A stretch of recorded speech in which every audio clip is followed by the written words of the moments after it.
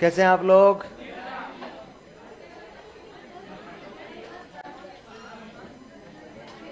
जैसे कल थे वैसे ही है ना? बदल तो नहीं गए?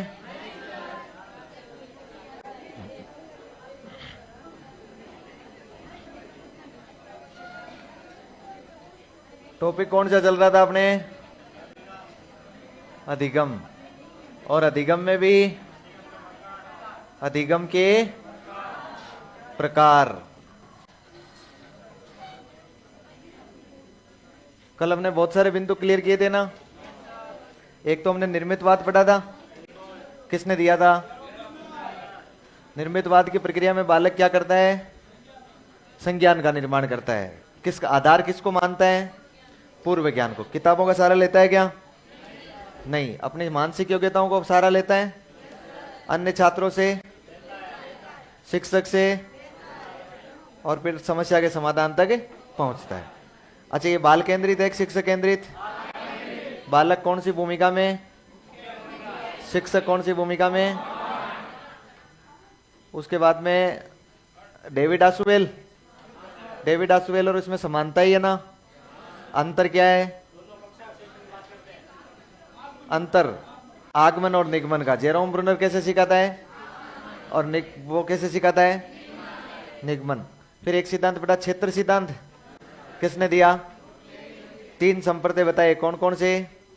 जीवन दायरा, सदिश और कर्षण, और तल रूप। अच्छा, एक सिद्धांत बेटा टोलमेन का, क्या नाम था? चिन्ह पूर्णाकार। व्यवहारवाद और गेस्टाल्टवाद का मिश्रण, यही था। इसके बाद में प्रतिस्थापन या स्थानापन किसने दिया? गुथरी ने। वो कहता है कि अनुबंधन स्थापित करवाओ लेकिन एक बार में ही करवाओ, ज्यादा क्रियाएं नहीं करवानी है। इसलिए पुनर्बलन के महत्व को क्या करता है? समाप्त करता है।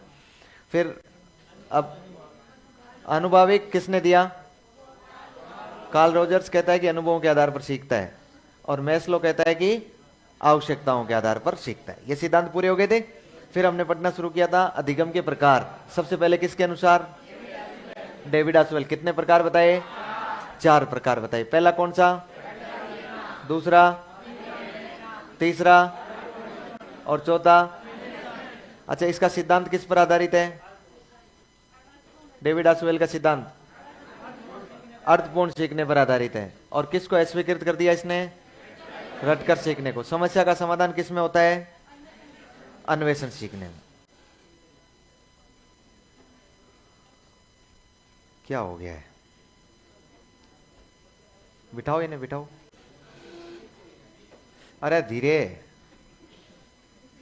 बिठाना है, गिराना नहीं है।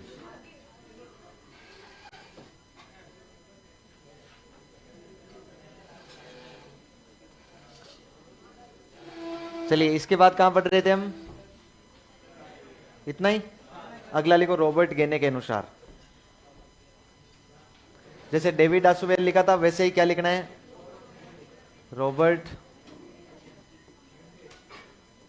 गेने के अनुसार। रॉबर्ट गेने के अनुसार।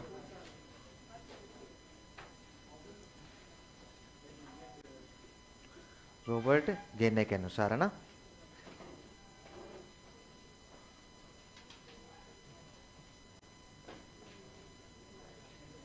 वास्तव में तो ये नाम है इसका।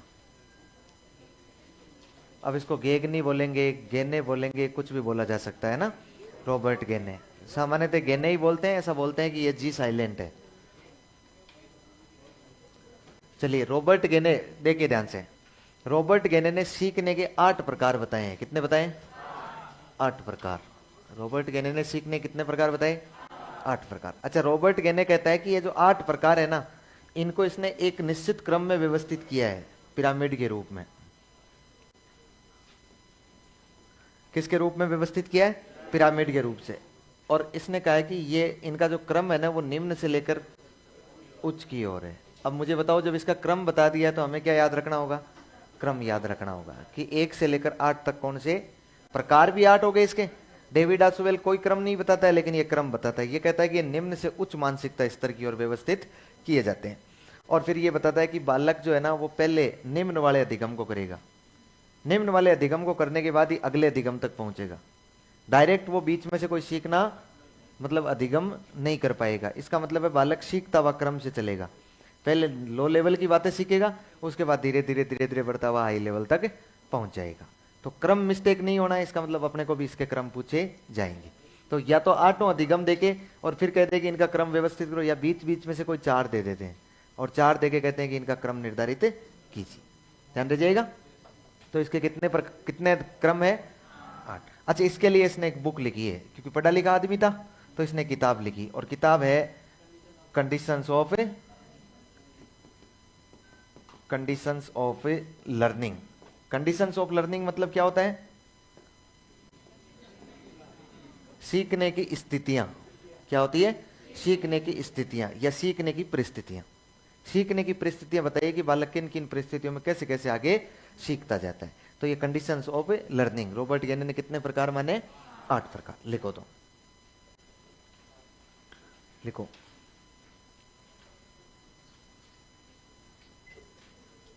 लिखो गेने ने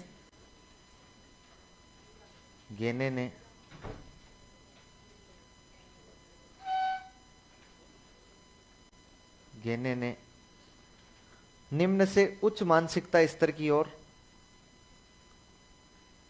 गेने ने निम्न से उच्च मानसिकता स्तर की ओर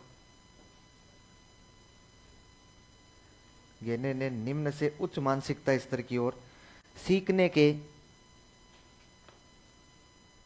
गेने ने निम्न से उच्च मानसिकता स्तर की ओर सीखने के 8 प्रकार बताए हैं। उच्च मानसिकता स्तर की ओर सीखने के 8 प्रकार बताए हैं।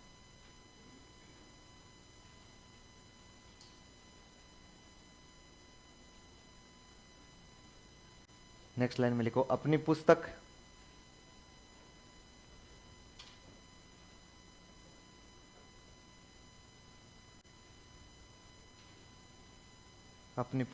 कंडीशंस ऑफ लर्निंग में अपनी पुस्तक कंडीशंस ऑफ लर्निंग में इन प्रकारों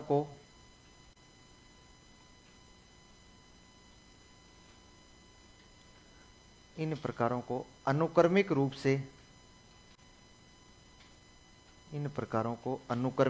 मतलब सिक्वेंशियल अनुक्रमिक रूप से व्यवस्थित किया है।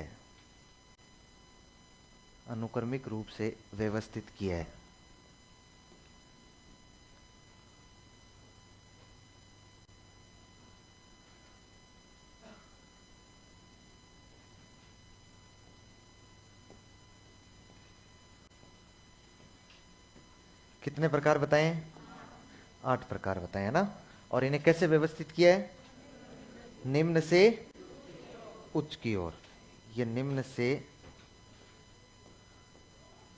उच्च। अच्छा, निम्न से उच्च होगा, इसका मतलब सरल से कठिन होगा कि नहीं होगा? सरल से कठिन। पहले सरल सीखेगा बालक, उसके बाद कैसे सीखेगा? कठिन सीखेगा। निम्न से उच्च की ओर, सरल से कठिन की ओर।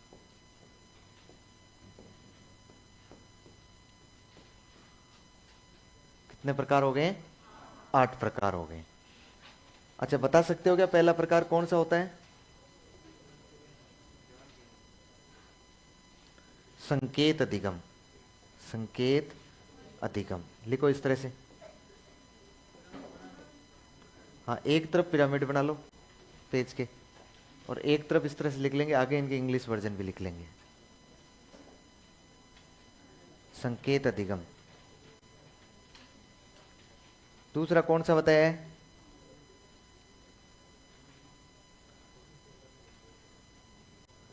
उद्दीपक अनुक्रिया अधिगम।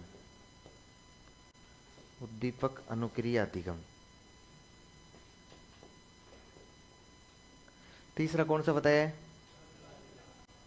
वेरी गुड, श्रृंखला अधिगम।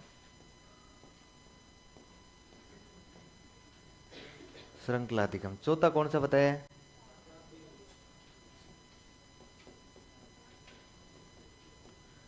शाब्दिक साक्षरी अधिगम।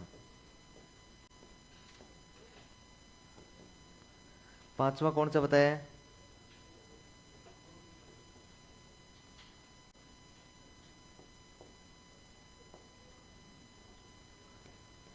विभेदन अधिगम। 6 नंबर कौन सा है? संप्रत्यय अधिगम। 7 नंबर कौन सा है? नियम अधिगम। और 8 नंबर कौन सा है? समस्या समाधान अधिगम।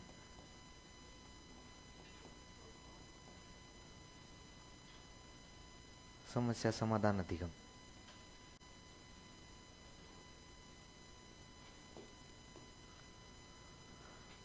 समस्या समाधान को बोलते हैं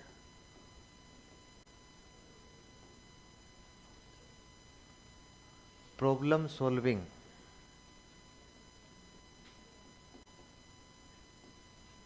प्रॉब्लम सॉल्विंग लर्निंग। नियम को बोलते हैं रूल लर्निंग। संप्रत्यय को बोलते हैं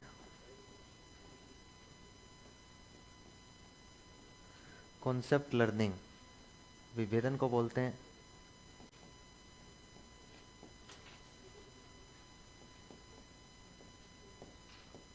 डिस्क्रिमिनेशन लर्निंग। शाब्दिक साचर्य को बोलते हैं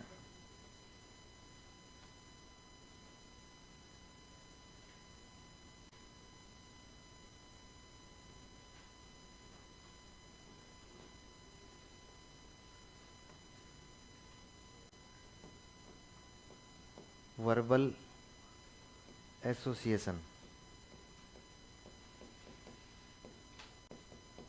वर्बल एसोसिएशन लर्निंग। श्रृंखला को बोलते हैं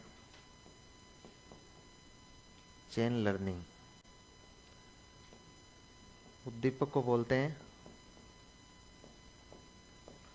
स्टिमुलस रेस्पॉन्स लर्निंग।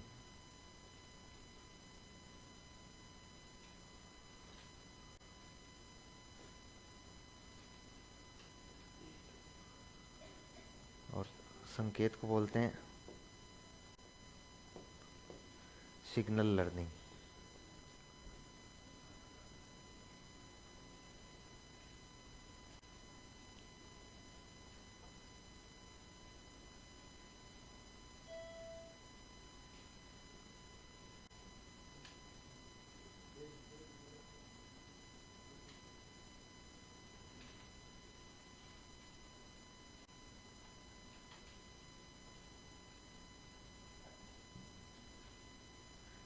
लिख लिया?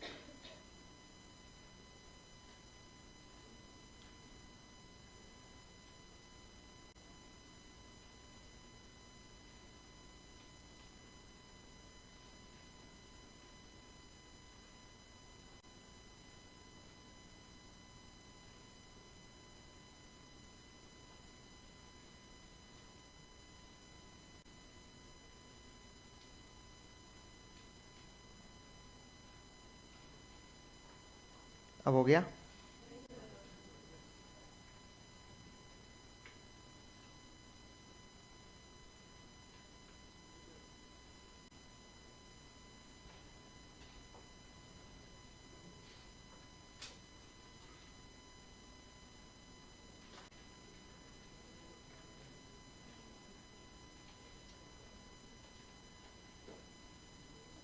ये निम्न से उच्च बताएं कि उच्च से निम्न बताएं? सरल से कठिन। किसके रूप में बताए हैं? पिरामिड के रूप में बताएं। कैसे बताएं? पिरामिड। इनमें से जो नीचे वाले चार है ना, वो तो है पेशी अधिगम से संबंधित, और ऊपर वाले जो चार है ना, वो है संवेदी अधिगम से संबंधित। नीचे वाले जो है वो तो है पेशी अधिगम से, और ऊपर वाले हैं चारों, वो क्या है? संवेदी अधिगम से।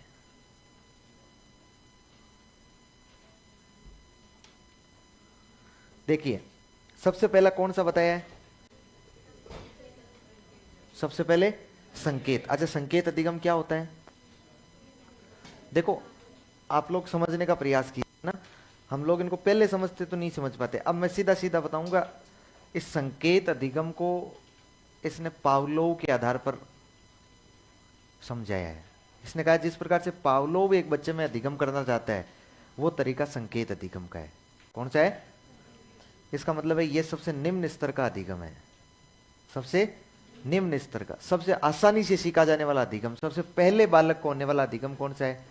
संकेत अधिगम है। संकेत अधिगम। अच्छा, ये कौन है?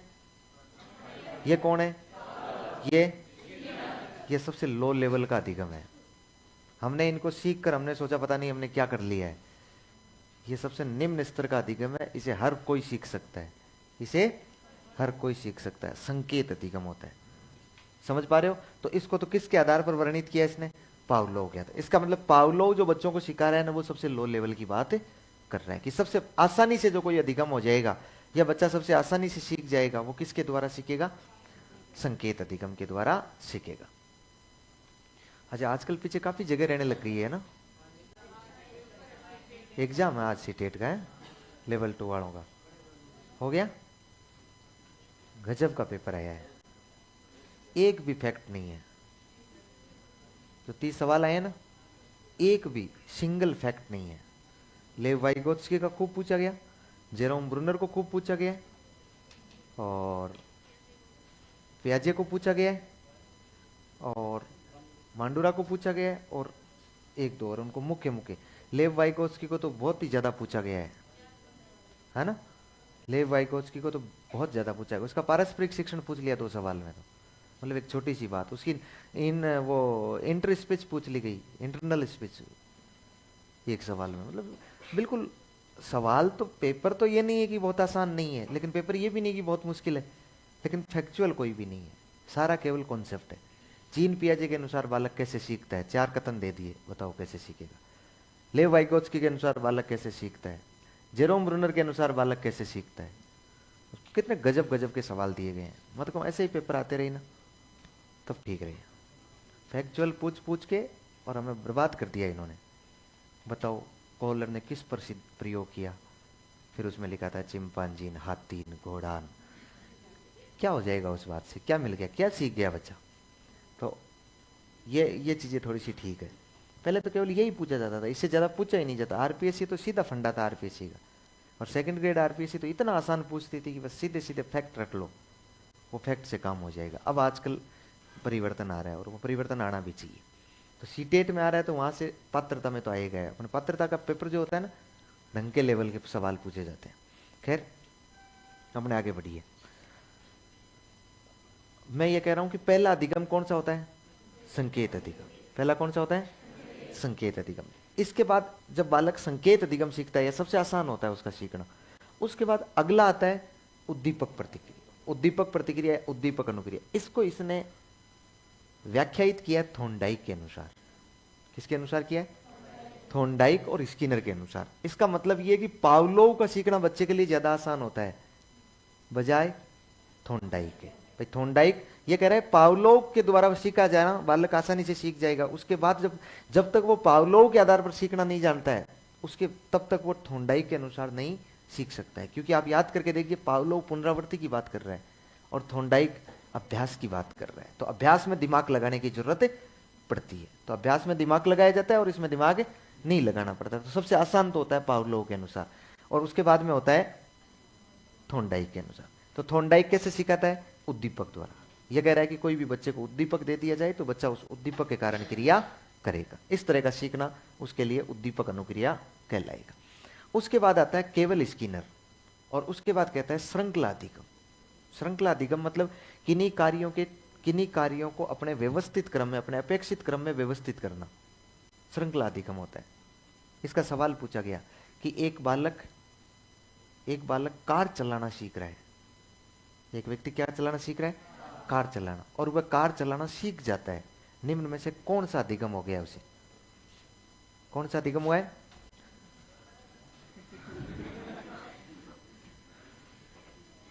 शिकायत करके आए होगे हैं? नहीं, मैंने तो पहले से एप्लीकेशन दे दी है। मैंने तो एक एप्लीकेशन दे रखी है कि एक बार गलती हो गई थी, धूल खाली है, हाँ काली गाय है आपकी, अरे अब कुछ हो गया तो हमारी कोई जिम्मेदारी नहीं है।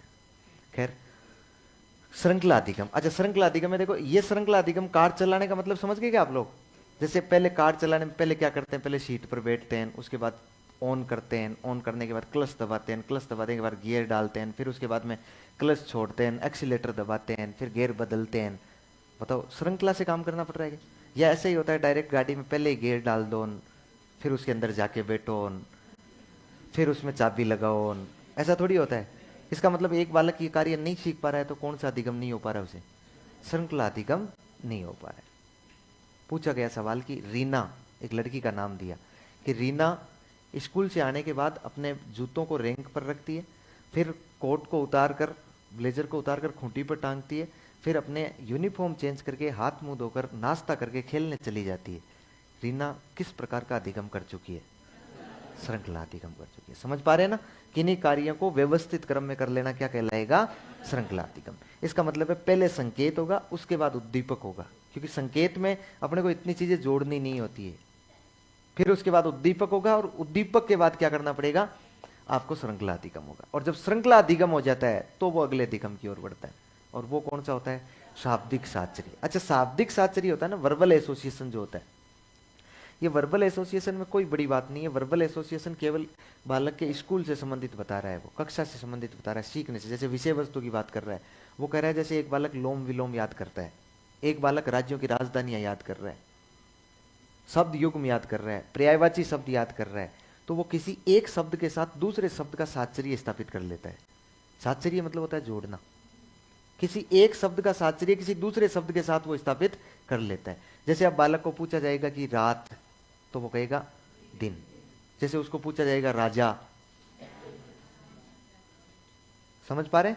अच्छा, वो उस बालक को ये पूछा जाएगा कि राजस्थान, तो वो कहेगा जयपुर। उसको पूछा जाएगा उत्तर प्रदेश, तो वो कहेगा लखनऊ। इसका मतलब उसने एक शब्द के साथ दूसरे शब्द का साचर्य स्थापित कर लिया है। और इस तरह से यदि बालक बताता है तो इसका मतलब उसे शाब्दिक साचर्य अधिगम हो गया। आप उसको साचर्य आपने स्थापित करवाया, स्थापित करवाने के बाद उस बालक को ये पूछ रहे हैं आप, और आप राजस्थान की राजधानी पूछते हैं, और वो कहता है कि राजस्थान की राजधानी भोपाल। इसका मतलब बालक को कौन सा अधिगम नहीं हुआ है? शाब्दिक साचर्य अधिगम। अभी वो एक शब्द को दूसरे शब्द के साथ जोड़कर नहीं सीख पा रहा है। किसी एक शब्द का साचर्य दूसरे शब्द के साथ नहीं बिठा पा रहा है, नहीं बिठा पा रहा है। तो कुल मिला के पहला अधिगम संकेत, दूसरा उद्दीपक अनुक्रिया, तीसरा श्रृंखला अधिगम, चौथा शाब्दिक साचर्य। ये चारों के चारों अधिगम में बालक को पेशी अधिगम की जरूरत पड़ती है, संवेदी की जरूरत नहीं पड़ती है। पेशी अधिगम के द्वारा हो जाते हैं। इसके बाद अगले लेवल पर जब बालक जाता है तो उसे विभेदन अधिगम करना सीखता है। विभेदन मतलब डिस्क्रिमिनेशन। जैसे उद्दीपकों का विभेदीकरण, याद है उद्दीपक विभेदीकरण क्या था? उद्दीपकों के मध्य क्या कर लेना? अंतर कर लेना। उद्दीपकों के मध्य अंतर कर लेना, उनको पहचान लेना, यह विभेदीकरण होता है। विभेदीकरण संकेतीकरण होता है ना। अच्छा, संकेतों को समझ लेना मतलब विभेद कर लेना उन संकेतों में। उन संकेतों में क्या कर लेना? विभेद। जैसे इसका उदाहरण संकेत में भी ले सकते हैं, हम यहां भी ले सकते हैं। जैसे एक लड़की स्कूटी लेकर जाती है और वो रेड लाइट देख के रुक जाती है, और वो ग्रीन लाइट देख के चल जाती है, येलो लाइट देख के वो धीरे धीरे चलती है। तो संकेत तो सीखा ही है, लेकिन संकेत से अगले लेवल में उसने उनमें क्या कर लिया है? विभेदन कर लिया है। भाई केवल एक पूछे कि रेड लाइट पर रुकना, तो संकेत अधिगम हो गया। लेकिन यदि वो रेड पर रुक रही है, ग्रीन पर चल रही है, येलो पर धीरे धीरे चल रही है, इसका मतलब उसके मध्य उन्होंने क्या कर लिया है? विभेद कर लिया है। तो ये एक डिस्क्रिमिनेशन लर्निंग होता है कि वो क्या कर सके? अंतर स्थापित कर सके। एक की टेबल में, दो की टेबल में, तीन की टेबल में अंतर स्थापित कर ले, साधारण ब्याज में और चक्रवर्ती ब्याज के सूत्र में अंतर स्थापित कर ले, औसत और प्रतिशत में अंतर स्थापित कर ले। वो जब भी अंतर स्थापित करने लगता है, तुलना करने लगता है ना जो दो चीजों की, कि ये छोटी है और ये बड़ी है, ये कमजोर है और ये मजबूत है, इसका मतलब बालक को कौन सा अधिगम हो रहा है? विभेदन अधिगम हो रहा है। कौन सा अधिगम हो रहा है? विभेदन, डिस्क्रिमिनेशन लर्निंग उसका चल रहा है। देखो जब बालक छोटा होता है तो वो रिश्ते ज्यादा पहचान नहीं पाता है, वो ज्यादा रिश्ते नहीं पहचान पाता है कि ये तेरी, उसको सिखाया जाता है कि ये तेरी चाची है, ये तेरे चाचा है, ये तेरी ताई है, ये तेरे ताऊ है, उसको केवल सिखाया जाता है तो वो रट लेता है, वो उन्हें क्या कर लेता है? रट लेता है। लेकिन वो वापस उनमें रिश्ता स्थापित नहीं कर पाता है। वो ये नहीं कर पाता है कि ये मेरा चाचा है, ये मेरी चाची है, तो ये दोनों एक दूसरे के पति पत्नी है। उसका कौन सा लर्निंग नहीं होता? पलटावी गुण विकसित नहीं होता है, वो पलट कर नहीं सोच सकता है वापस। बालक ये तो सीख गया कि 4+2 बराबर 6 होते हैं, लेकिन या फिर 2+2 बराबर 4 होते हैं, लेकिन 4 में वापस 2 का भाग लगाएंगे तो वापस 2 प्राप्त हो जाएगा। ये बालक नहीं सीख पाता है। और जब इतना सीख लेता है, इसका मतलब उस बालक में कौन सा अधिगम हो गया है? विभेदन अधिगम हो गया, डिस्क्रिमिनेशन लर्निंग हो गया। विभेदन अधिगम होने के बाद बालक आगे बढ़ता है और कौन सा अधिगम होता है? संप्रत्यय। संप्रत्यय का मतलब यह होता है कि बालक अब न केवल विभेदन कर पा रहा है, बल्कि विभेदन की हुई विषय वस्तु की संरचनाओं का संप्रत्यय अपने मस्तिष्क में भी बिठा रहा है। संरचनाएं अपने मस्तिष्क में बिठा लेना, अच्छा कॉन्सेप्ट बना लेना। मैंने आपको बताया था ना पहले कॉन्सेप्ट कैसे बनता है। पहले जब कोई भी बात की जाती है बालक को, तो वो सूचना जो होती है ना वो संवेदना तक पहुंचती है। इसका मतलब पहली प्रारंभिक अनुभूति होती है। संवेदना के बाद अगले स्टेज में जाके वो प्रत्यक्षीकरण करता है। प्रत्यक्षीकरण मतलब उनका अर्थ ग्रहण करता है, और अर्थ ग्रहण करने के बाद अगली स्टेज में वो उसकी संरचना, उसके तत्वों की संरचना निर्मित कर लेता है, उसकी एक इमेज अपने मस्तिष्क में बना लेता है, और वो क्या कहलाता है? संप्रत्यय निर्माण कहलाता है। उसकी कॉन्सेप्ट मैपिंग हो जाती है। जैसे बालक घर में रहता है तो बालक को सामान्यतः हम लोग ये कहते हैं कि टीवी बंद कर दें, टीवी चालू कर दें, टीवी की आवाज़ कम कर लें, पूरे दिन टीवी देखता रहता है, क्या टीवी देखना है, ये टीवी वो टीवी, टीवी वाले कमरे में चले जा, टीवी वाले कमरे में मत आया करें। रोजाना उसको हम टीवी टीवी टीवी टीवी कहते हैं। तो वो थोड़े दिनों में अपने मस्तिष्क में उस टीवी की संरचना फिट कर लेता है। और अब वो यदि बाजार में अपने घर वालों के साथ कभी भी जाता है, कहीं भी जाता है, और वहां पर टीवी दिखाई देती है, तो तुरंत देख के कहता है कि ये टीवी है। इसका मतलब उसने उसका कॉन्सेप्ट अपने मस्तिष्क में निर्मित कर लिया है। वो धीरे धीरे अमूर्त चिंतन की ओर बढ़ रहा है। किसकी ओर बढ़ रहा है? अमूर्त चिंतन। अब उस बालक से थोड़ा सा आप पूछेंगे ना टीवी क्या होती है, तो वो बता देगा ब्लैक कलर का इतना बड़ा ढांचा होता है जिसमें मोगली नामक कार्यक्रम आता है। बताएगा कि नहीं बताएगा?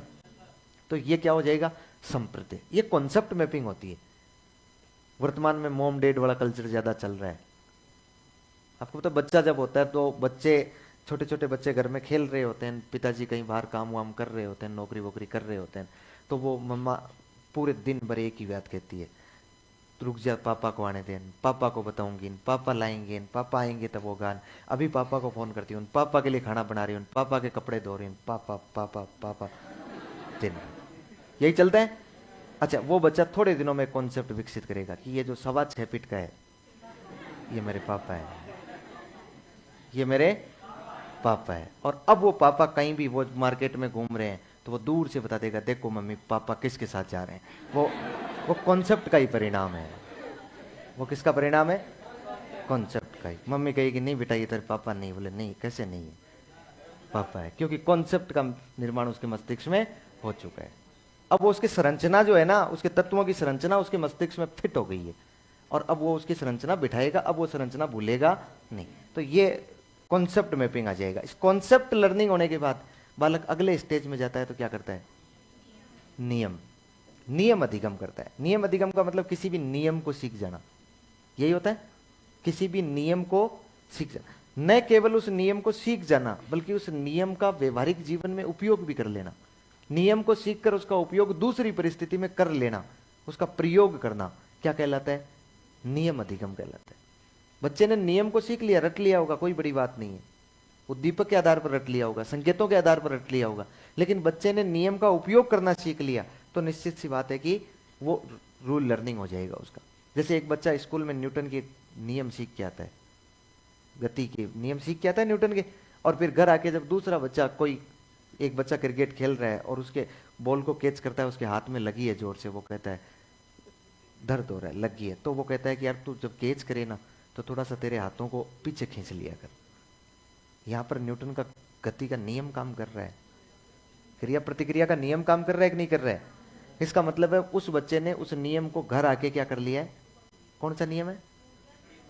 ऊर्जा संरक्षण, तीसरा नियम है ना, दूसरा, चलो दूसरा, दूसरा जो भी है वो नियम काम कर रहे हैं, उस नियम का उपयोग वो कर रहे हैं। बच्चे ने स्कूल में सीखा है कि गोल वस्तु लुढ़कती है, एक नियम सीख लिया, और घर आता है उसकी मम्मा जैसे ही वो घड़ा उतार के नीचे फर्श पर रख रही होती है, वो कहता है नहीं नहीं मम्मा ये लुढ़क जाएगा।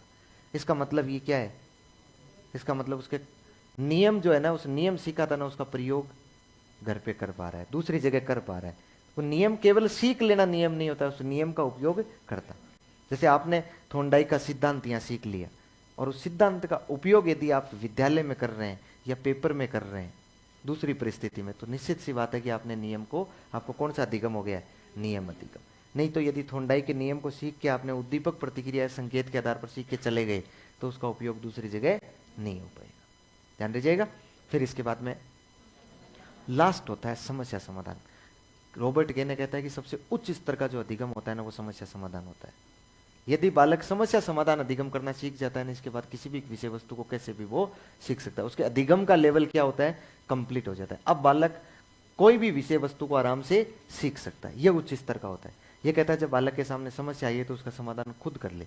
गणित का सवाल मिला रहा है और सवाल में कोई दिक्कत आई है उसको, यदि उसका खुद खोज करके और खुद उसका समाधान कर लेता है, तो निश्चित रूप से वो बालक हाई लेवल का अधिगम करने के लिए योग्य हो चुका है, वो अब समस्या समाधान सीख जाता है। स्कूल जा रहे हैं, स्कूटी स्टार्ट नहीं हुई, 5 मिनट का समय रहा है, 3 मिनट जाने में ही लग जाएंगे, लेट हो रहे हैं, तो हम लोग उसकी समस्या आई है, उस समस्या का क्या करेंगे? समाधान। हम देख रहे हैं कि क्या कर दिया, इसमें पेट्रोल है कि नहीं है, या ये चार्ज है कि नहीं है, या फिर हवा इसमें है कि नहीं है, क्या समस्या हो गई, इसकी बैटरी चार्ज है कि नहीं है, कैसे किसी भी प्रकार से आप लोग कोशिश कर रहे हैं कि वो समस्या का समाधान मिल जाए। और फिर आपको एक समस्या का समाधान हुआ कि बैटरी डिस हो गई है, तो आप अपने घर वालों को कहते हैं कि अब थोड़ा धक्का दीजिए इसकी, वो धक्का देते हैं और स्कूटी क्या होती है? स्टार्ट होती है। इसका मतलब आपने समस्या का क्या कर लिया? समाधान। और समस्या का समाधान कर लेना सबसे उच्च स्तर का अधिगम होता है, ठीक है। तो समस्या का समाधान सबसे उच्च लेवल का। तो कुल मिला के कितने बताए? 8। ध्यान दीजिएगा, इनका क्रम ध्यान रखना है। क्या ध्यान रखना है आपको? क्रम ध्यान रखना है, इसके अलावा ज्यादा इनमें लोड नहीं लेना है। बताओ तो पहला कौन सा, दूसरा, तीसरा, चौथा, पांचवा, छठवां, सातवां, आठवां, नौवां, कितने बताए? 8 बताए। बिना देखे बता दोगे क्या? देख लो, 10 सेकंड में देख लो इसको, फिर बिना देखे पूछता हूं मैं खड़ा करके किसी को।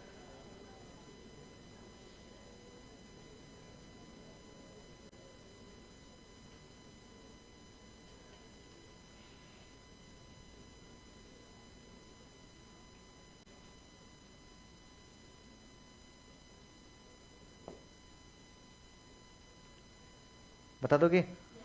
रजिस्टर में नजर नहीं होनी चाहिए। नंबर 1, दूसरा, तीसरा, चौथा, पांचवा, छठवां, सातवां और आठवां। भाई संकेत से शुरू हो, समस्या समाधान तक डाल दो। 2 तो हो ही गए ऑटोमेटिक ही, और फिर बीच में बचे 6। तो फिर अपना काम तो है ना, याद तो करने ही पड़ेंगे। चलिए अगली हेडिंग लगाइए। प्रकार हमने सामान्य पहले देख लिए थे, 2 लोगों ने जो बताए वो हमने अब देख लिए। अगली हेडिंग लगाइए अधिगम वक्र। अरे क्या मिल गया? अधिगम नहीं करना है, ये पारस्परिक शिक्षण नहीं करना है आपस में।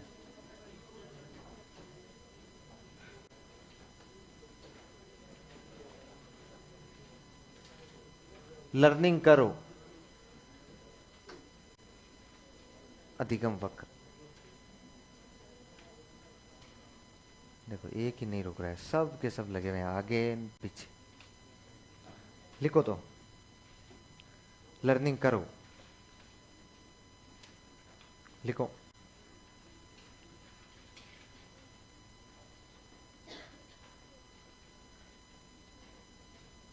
लिखो सीखने की मात्रा, सीखने की मात्रा ओब्लिक गति सीखने की मात्रा ओब्लिक गति को वक्र रेखा पर प्रदर्शित करना। सीखने की मात्रा ओब्लिक गति को वक्र रेखा पर प्रदर्शित करना।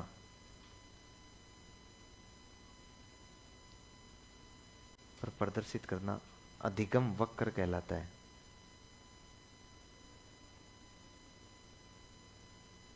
अधिगम वक्र कहलाता है। नेक्स्ट लाइन में लिखो, यह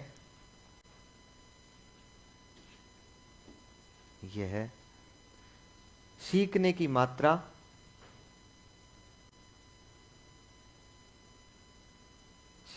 मात्रा एवं प्रयासों की संख्या। यह सीखने की मात्रा एवं प्रयासों की संख्या के मध्य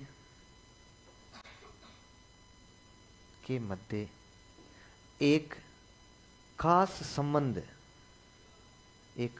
संबंध को दर्शाता है।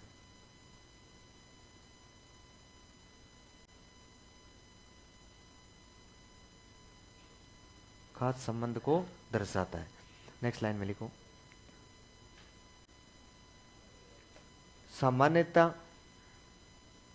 सामान्यतः अधिगम वक्र 4 प्रकार के बनते हैं। सामान्यतः अधिगम वक्र 4 प्रकार के बनते हैं। अधिगम वक्र 4 प्रकार के बनते हैं। देखिए, जाहिर सी बात है कि यदि हम सीखने की दर मतलब किस गति से सीखते जा रहे हैं या हमने कितना सीख लिया है, एक बालक ने कितना सीखा है या कौन सी गति से सीख रहा है, इसको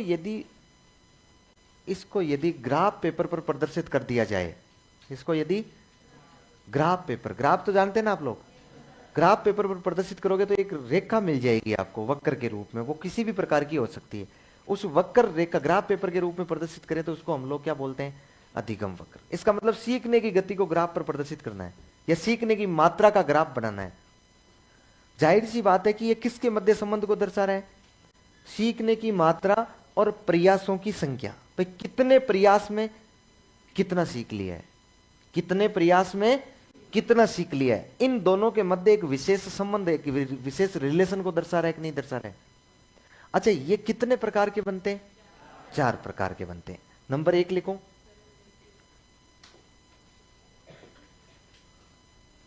नंबर 1 लिखो,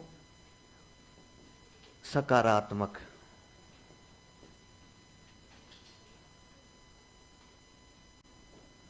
सकारात्मक नतोदर। सकारात्मक को ही हम लोग बोलते हैं नतोदर। सकारात्मक या नतोदर। अच्छा, या तो इसको बोलेंगे पॉजिटिव और या इसको बोलेंगे कॉनकव।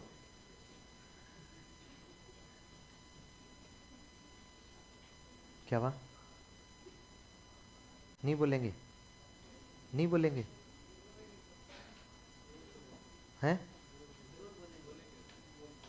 मैं कह रहा हूं तो बोलेंगे ही फिर।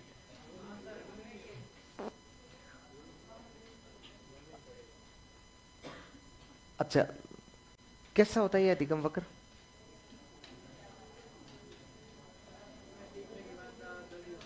सीखने की मात्रा। अच्छा, जैसे मैं ये बनाऊं, मान लो मैंने ये बनाया, यहां पर मैंने लिखा है सीखने की दर या मात्रा। अच्छा, इसको मैं हमेशा आर से प्रदर्शित करूंगा, एग्जामिनर नहीं करेगा, मैं ही कर रहा हूं ताकि आगे मुझे हर बार ये लिखना नहीं पड़े। और यहां पर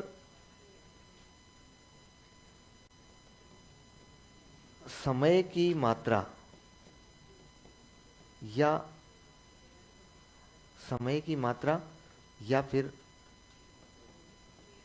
प्रयासों की मात्रा। किसकी मात्रा है?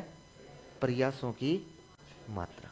इसको मैं प्रदर्शित करूंगा टी से। किससे करूंगा? टी से। अच्छा देखिए, इस प्रकार का वक्र कैसा दिखाई देगा आपको? जो सकारात्मक होगा। प्रारंभ में सीखने की दर कम होगी और उसके बाद में सीखने की दर बढ़ती जाएगी, तो वो क्या बन जाएगा? सकारात्मक वक्र बन जाएगा। समझ गए? प्रारंभ में सीखने की दर क्या होगी? कम, और उसके बाद में धीरे धीरे जैसे जैसे आगे बढ़ेंगे सीखने की दर बढ़ती जाएगी। तो सकारात्मक लिखा है आपने। इसमें एक तरफ तो ये बना लेंगे, ये छोटा संकेत बनाएंगे, नहीं तो इसके बिना तो भूल जाएंगे हम। और एक तरफ एक लाइन लिख लेंगे।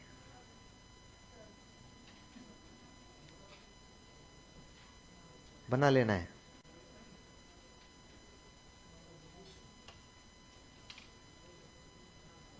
ये वो पंखा चला।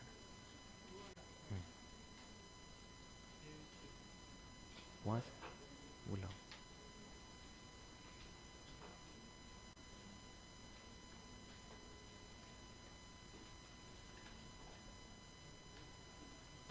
बना लिया क्या?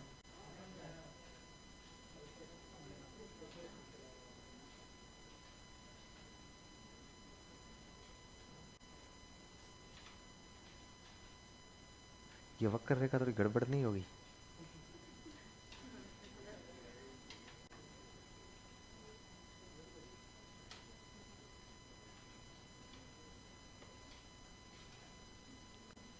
बना लिया? अब इसमें यहां लाइन लिख लोगे एक। प्रारंभ में सीखने की दर कम, प्रारंभ में सीखने की दर कम, प्रारंभ में सीखने की दर कम एवं बाद में बढ़ती जाए, एवं बाद में बढ़ती जाए। प्रारंभ में सीखने की दर कम एवं बाद में बढ़ती जाए। ठीक है? एक लाइन खाली छोड़ देनी है। मैं आपको ये वक्र पढ़ाने के बाद 4 सवाल पूछूंगा, तो वो बाद में यहां लिखवाऊंगा मैं। 4 सवाल पूछने वाला हूं, ढंग से पढ़ लेना ना। नंबर 2 लिखो।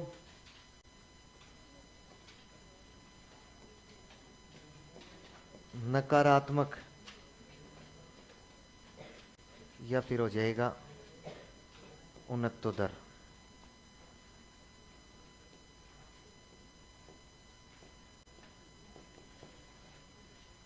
नेगेटिव या कन्वेक्स लर्निंग करो।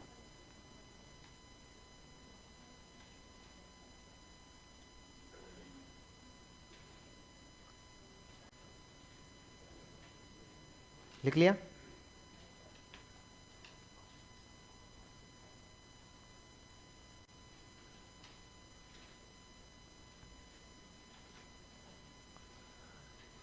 कैसा बनेगा ये वक्र? यहां तो आर होगा, यहां टी होगा, और ये वक्र इस प्रकार से ही बनेगा। पहले सीखने की दर बढ़ रही है और बाद में क्या हो रही है? घट रही है। बना लो। एक तरफ बनाओ, एक तरफ एक लाइन लिखो।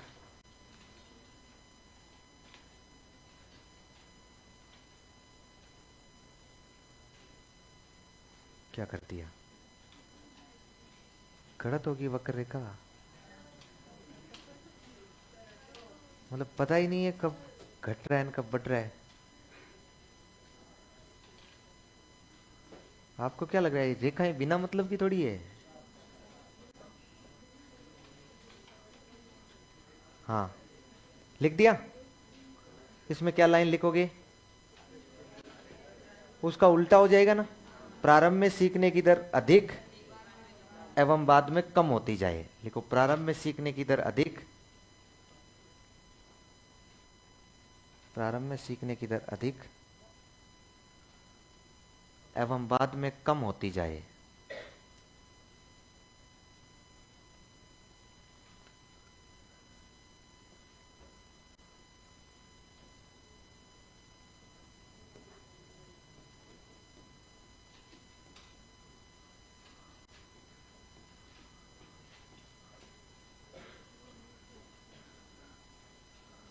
नंबर 3 लिखो सरल रेखीय।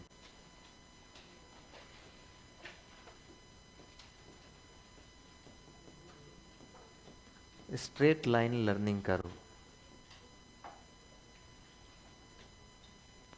सरल रेखीय।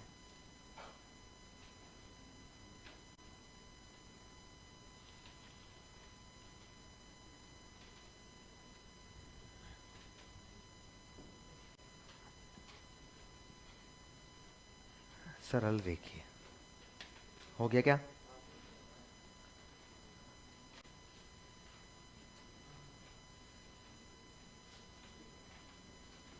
ये आर हो जाएगा, ये टी हो जाएगा, और कैसा बन जाएगा? सीधा।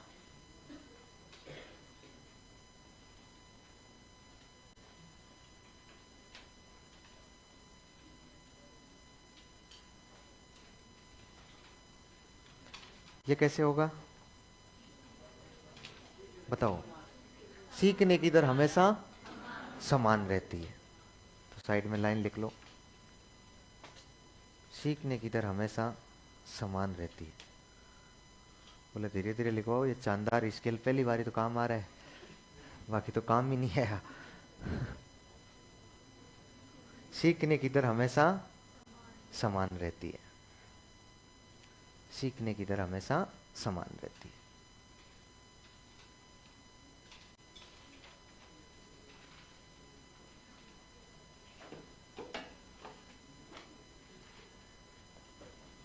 नंबर 4,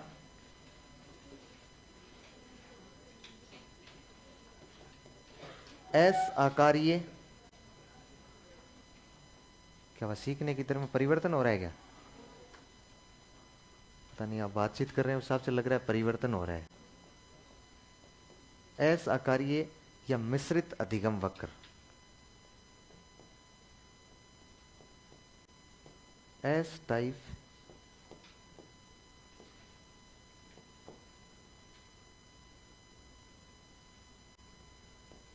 या कंबाइंड। एस टाइप या कंबाइंड लर्निंग करो। जहां सर ये फैन ऑन कर दो एक।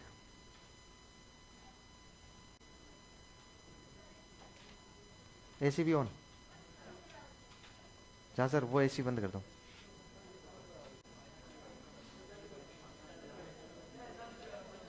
ये चालू कर दो।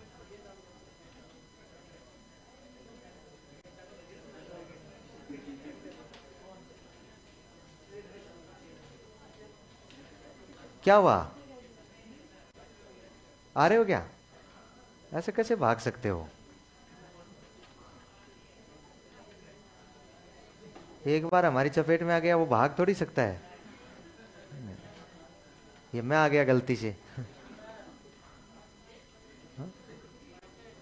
अब थोड़ी भाग जाएंगे। नहीं, अब नहीं भागने दोगे तुम। ये हो गया क्या ऐसा कार्य? बनाओ तो। ये तो अरे कहीं नहीं भाग रहे हैं, मैं और जहां सर यही है। शांत हो जाओ बस। तो आर और टी।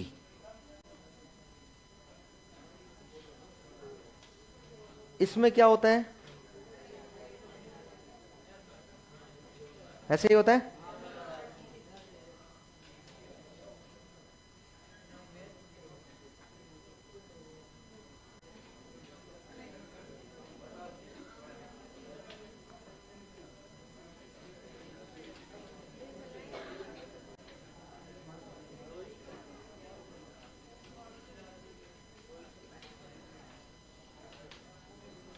एक बार में जो करवाना है वो करवा लेना। अभी तो जहां सर आए हुए हैं।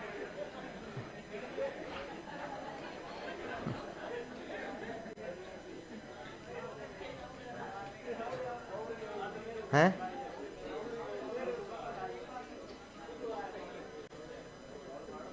आया हुआ व्यक्ति खाली नहीं जाना चाहिए। लिख लिया क्या?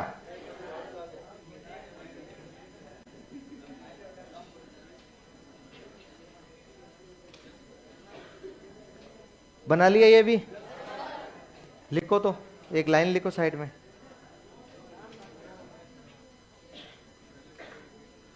क्या लिखोगे? लिख लो। इतना क्यों पहले बाद में उलझेंगे, सीधा लिख लो, सीखने की दर परिवर्तित होती रहती है। सीखने की दर परिवर्तित होती रहती है।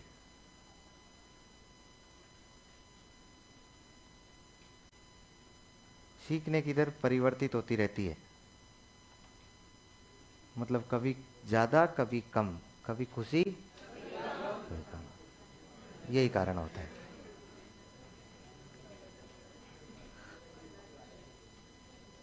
अब सुनो ध्यान से, है ना।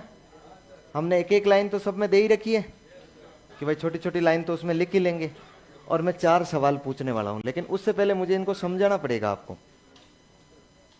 नहीं तो फिर 4 सवाल पूछने का कोई फायदा नहीं है। ये लर्निंग कर्व कितने समय का बनता है, मतलब जैसे उदाहरण दूं मैं तो, एक क्लास का बनता है, एक हर बालक का बनेगा ये अलग। भाई आप यहां बैठे हो इस क्लास में, तो आपने इस 2 घंटे में आपके सीखने की दर कैसी रही है, इस बात का ही तो लर्निंग कर्व बनता है। इसका मतलब मैं प्रत्येक बालक के लर्निंग कर्व बना सकता हूं ना, भाई किसकी सीखने की दर कैसी रही। अब कैसे रही है इसको मैं थोड़ा सा समझाऊं उदाहरण से। जैसे मान लो एक बालक जो है, 4 ही प्रकार के लर्निंग कर्व बनते हैं। कितने प्रकार के बनते हैं? 5वां प्रकार का नहीं होगा। बनेंगे इस क्लास में से 400 लर्निंग कर्व, लेकिन उनको यदि मैं बांटूंगा ना, तो वक्र रेखा कितने प्रकार की प्राप्त होगी? 4 ही प्रकार की प्राप्त होगी। हो सकता है वो मतलब कितने समय का बनता है, जैसे एक क्लास है आपकी तो उसका बनता है एक, आज पूरे दिन का लर्निंग कर्व बनता है एक, या फिर 7 दिन का लर्निंग कर्व बनता है, या फिर 1 महीने का लर्निंग कर्व बनता है, या फिर आपके एक पूरे सेशन का लर्निंग कर्व बनता है, या पूरे जीवन का लर्निंग कर्व बनता है। बताओ किसका बनता है? एक क्लास का। देखो किसी का भी लर्निंग कर्व बन सकता है, क्योंकि अपने पास ग्राफ है, इसलिए हम मान लेंगे यदि पूरे जीवन का लर्निंग कर्व बनाए तो ये मान लेंगे ये 1 सेंटीमीटर बराबर 5 वर्ष। भाई आपने 5 वर्ष 1 सेंटीमीटर का हो गया, इस तरह से आपने उसको 20 सेंटीमीटर के लिया, तो 100 साल का लर्निंग कर्व बन जाएगा कि नहीं बन जाएगा? अब 100 साल में आपकी सीखने की दर कैसी रही थी? आप पहले ज्यादा सीखे थे, कम सीखे थे, ज्यादा सीखे थे, कम सीखे थे, कैसा भी बन जाएगा ना। लेकिन सामान्यतः अपने को जो एग्जामिनर सवाल पूछेगा ना, वो बच्चे की एक क्लास से लेकर पूछेगा। अब आपकी क्लास 2 घंटे की है, तो मैं आपके लिए पढ़ा रहा हूं लर्निंग करो। इस क्लास में से मुझे 4 ही प्रकार के प्राप्त होंगे। पहला प्रकार तो वो देखो, ये समझना ही सब कुछ है, ये इसके आधार पर ही सवाल हल कर पाएंगे हम लोग। इसके आधार पर सारी चीजें आ जाएगी कि लर्निंग करो क्यों बनता है, क्या कारण रहते हैं। जैसे मान लो आप आए और थके आ रहे आए, दौड़ भाग के आए, और कैसे न कैसे करके 2 बजे आपको मुश्किल से यहाँ जगह मिली, आप बैठ गए, मुश्किल से जगह मिली, आप लोग बैठ गए। तो दूर से आए, थके आ रहे आए, थोड़े बहुत थकान भी थी, रुचि भी नहीं थी, जबरदस्ती आना भी पड़ा था, कई बातें थी। तो इसकी वजह से आप प्रारंभ में सीखने की दर आपकी क्या हो रही थी? कम। कैसे? जैसे मान लो पहले वाले 5 मिनट में आपने 5 सवाल याद किए, सीखने की दर कम है। चल तो रही है दर, मतलब जीरो तो नहीं है, बढ़ तो रही है। लेकिन उसके बाद धीरे धीरे धीरे धीरे आपका क्लास में इंटरेस्ट बढ़ता गया, आपने अपने आपको इस क्लास के अनुरूप डाल दिया, और लास्ट में चलते चलते चलते चलते हमेशा आपकी सीखने की दर हमेशा बढ़ती रही इस 2 घंटे की क्लास में। जैसे पहले 5 मिनट में आपने 5 सवाल सीखे, अगले 5 मिनट में आपने 6 सवाल याद कर लिए, उससे अगले 5 मिनट में आपने 7 सवाल याद कर लिए, अगले 5 मिनट में आपने 8 सवाल याद कर लिए। इसका मतलब लगातार सीखने की दर बढ़ रही है ना समय की अपेक्षा। एक तरीके से ऐसे भी तो हो सकता है, नहीं है? अच्छा, दूसरी तरीके से ऐसे भी हो सकता है, जैसे मान लो आपने पहले 10 अनुक्रियाओं को सीखने के लिए 10 मिनट का समय लगाया, अगली 10 अनुक्रियाओं को सीखने के लिए आपने 9 मिनट का ही समय लगाया, अगली 10 अनुक्रियाओं को सीखने के लिए आपने 8 मिनट का ही समय लगाया। तरीका तो ये भी है ना, बढ़ तो इसमें भी रही है, बढ़ उसमें भी रही है। मतलब किसी भी तरीके से आपके सीखने की दर को मापें तो वो बढ़नी चाहिए। पहले तो क्या हो? कम, और उसके बाद क्या हो? तो मेरे ख्याल से कुछ स्टूडेंट तो ऐसे होंगे जिनका इस प्रकार का वक्र हमें मिल जाएगा कि पहले तो कम थी और बाद में धीरे धीरे बढ़ती गई। फिर इसके बाद दूसरा वक्र ऐसा भी मिल सकता है कि आप आए तो बड़े जोश में आए थे कि आज तो मैं पूरी साइकोलॉजी सीख के आऊंगा, 2 घंटे में क्या पढ़ाया जाता है, क्योंकि मेरे बहुत इंपॉर्टेंट है और मुझे पढ़ना है, मुझे सिलेक्शन लेना है। आप आए और आपने किसी को भी नहीं देखा, पड़ोसी ने कहा आ गया क्या? बोले आ गया, बकवास मत करना, डिस्टर्ब मत करना मुझे, कल भी डिस्टर्ब कर दिया था, कई सारी रेखाएं खींच के, आज ऐसा मत करना। तो आप लोग जोश ही जोश में आए, आप लोग धड़ाधड़ धड़ाधड़ धड़ाधड़ धड़ाधड़ पढ़ रहे हैं। जब थोड़ी देर के लिए अब ज्यादा पढ़ने की दर बहुत थी, फिर धीरे धीरे धीरे धीरे धीरे धीरे धीरे धीरे हल्की हल्की पड़ोसी से भी थोड़ी बॉन्डिंग हुई, फिर हल्की हल्की नींद आने लगी, फिर वो नींद गहरी चलती गई। आपके दिमाग में आया रहने दे, अगली क्लास में देखेंगे, इसमें तो थोड़ा आनंद उठाते हैं सोने का।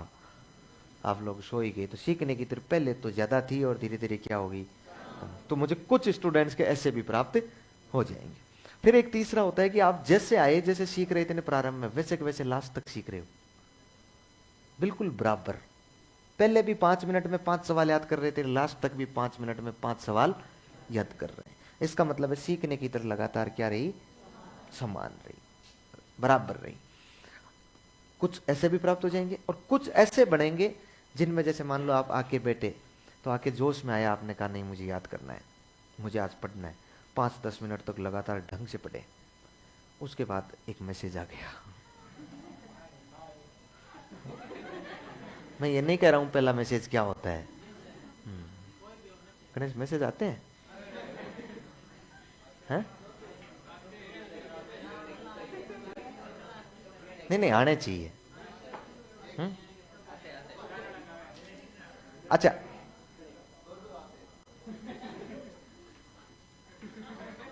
अपनी वस्तुओं का ध्यान रखो। हाँ, मैं ये कह रहा हूं कि मैसेज आ गया, इधर लर्निंग करो चल रहे थे, आपने कहा वो तो बाद में पढ़ लेंगे, इसका जवाब तो दें। आपने उसके साथ थोड़ी सी चैटिंग शुरू कर दी, फिर 5-7 मिनट बाद आपको लगा कि अरे यार गलत कर रहा हूं, मुझे पढ़ना चाहिए, पढ़ना चाहिए। तो फिर मोबाइल आपने कहा कि आई एम वेरी सॉरी, मैं पढ़ाई कर रहा हूं, बाद में, ये करके ना आपने भेज दिया। मुझे बताइए, पहले सीखने की दर ज्यादा थी, फिर क्या हो गई, अब आप वापस पढ़ने लग गए। आपने 5-10 मिनट तक ढंग से पढ़ा, उतने में एक पड़ोसी ने घोचा कर दिया। तो उस पड़ोसी से थोड़ी सी बातचीत कर रहे हैं, आगे की बातचीत कर रहे हैं कि क्या भविष्य में क्या करना है, कैसे सोचा है, ऐसी बातचीत करें, उतने में सीखने की दर क्या होगी, कम हो गई। फिर आपको 5-10 मिनट बाद लगे बोले भविष्य तो तब सुधरेगा जब वर्तमान सुधरेगा। तो आपने वापस पढ़ना शुरू कर दिया, वापस पढ़ना शुरू कर दिया, वापस पढ़ना शुरू किया तो सीखने की दर क्या हो गई, बढ़ गई। फिर उतने में 5-10 मिनट पढ़े, उतने में ऐसी चला दी गई प्रकाश जाने, ऐसी चला दी आंखें, ऐसी की हल्की हल्की ठंड लगी, आपको हल्की हल्की नींद आने लगी। झपकी, 10-1 मिनट की झपकी आई, सीखने की दर कम। फिर जगह बोले नहीं नहीं यार ये तो काम ठीक नहीं, पढ़ने आया हूं, पढ़ूंगा, पढ़ना पड़ेगा। सीखने की दर वापस पढ़ गई, वापस पढ़ी 10-15 मिनट तक, उतने में मैंने टॉपिक चेंज कर दिया। इधर टॉपिक थोड़ा कठिन था, मामला समझ नहीं बैठ रहा था, मामला समझ नहीं बैठ रहा था, तो सीखने की दर क्या हो गई, कम हो गई। फिर आपने कहा नहीं समझना तो पड़ेगा और कोई इलाज नहीं है। फिर आप थोड़ा सा उसको ठीक ढंग से समझ रहे हैं, कोशिश कर रहे हैं, सीखने की दर क्या हो गई, बढ़ गई। उतने में फिर देखा कि यार अब मैं वो नहीं पढ़ा पा रहा हूँ, तरीका मेरे पास वो ढंग का नहीं है जिस तरीके से उसको पढ़ाया जाना चाहिए, इसलिए मैं जिस तरीके से पढ़ा रहा हूँ उस तरीके से आपको समझ में ही नहीं आ रहा था, नहीं आ रहा था। तो सीखने की दर क्या हो गई, कम हो गई, सीखने की दर कम हो गई। फिर उसके बाद आपने सोचा नहीं यार समझेंगे, वापस से ही समझा रहा है ये, आपने वापस समझना शुरू किया। उतने में ज्यादा ऐसी चलने की वजह से सरदर्द होने लग गया। सरदर्द हुआ तो आपने अपने सर को पकड़ा, कोशिश की, सीखने की दर कम होगी, टेबलेट लेके आए, टेबलेट लेके आए, फिर थोड़ा थोड़ा ठीक हुआ, फिर सीखने की दर वापस बढ़ी। उतने में थोड़ी देर में क्लास का टेम्परेचर ज्यादा हो गया, टेम्परेचर ज्यादा हुआ तो गर्मी होने लग गई, गर्मी होने लग गई तो सीखने की दर वापस कम। अरे मैं समझाना चाह रहा हूं सीखने के वक्र क्यों बनते हैं। देखो आपकी रुचि के कारण, आपकी अभिवृत्ति के कारण, मनोवृत्ति के कारण, आपकी थकान के कारण, बीमारी के कारण, शारीरिक और मानसिक स्वास्थ्य के कारण, विषय वस्तु की जटिलता और कठिनता के कारण, पढ़ाने की विधियों के कारण, कक्षा के वातावरण के कारण, ये सारे तरीके हो सकते हैं जिनकी वजह से सीखने के वक्र बनते हैं। तो मुझे बताइए इस प्रकार का जो आपका वक्र मिला था उसमें सीखने की दर कभी कम और कभी ज्यादा हो रही थी, कम ज्यादा हो रही थी कि नहीं हो रही थी? इस प्रकार के वक्र को हम लोग क्या बोलते हैं? असाकार्य या मिश्रित अधिगम वक्र। ठीक है, समझ गए अच्छी तरह से? 4 सवाल पूछ लूं? पहले नहीं फेंकना है, ठीक है? 4 ऑप्शन है आपके पास, 1 2 3 4, जैसे पढ़े हैं वैसे ही उसी क्रम में। निम्न में से कौन सा अधिगम का वक्र सर्वश्रेष्ठ होता है? सर्वश्रेष्ठ होता है, सोच ले आराम से। कौन सा अधिगम का वक्र सर्वश्रेष्ठ होता है, जिसका अपने आप पे कंट्रोल नहीं, वो ऐसे करके बैठ जाए।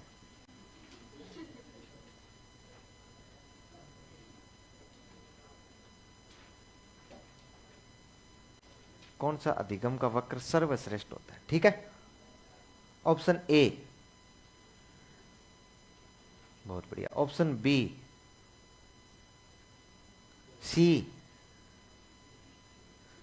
D, very good. दूसरा सवाल, ये शब्द कहीं नहीं लिखा हुआ है, कितना ही देखो बोले वक्र में, कहीं नहीं लिखा है हमने। दूसरा सवाल, ऑप्शन सेम है। निम्न में से कौन सा अधिगम वक्र सबसे घटिया होता है, कमजोर, निम्न स्तर का होता है?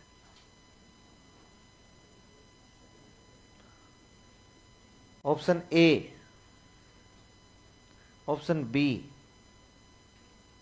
Option C, D.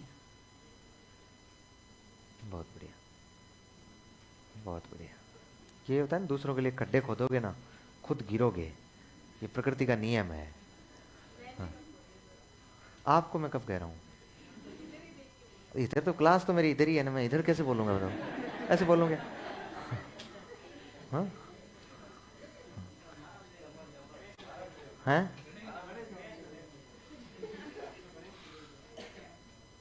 गणेश को देख लो। गणेश तुझे देखूं? गणेश फिर तुझे देखूं तो मैं क्यों देखूं बता? फिर मुझे ऐसी देखने की जरूरत ही क्या है? हाँ चलिए सुनिए आगे।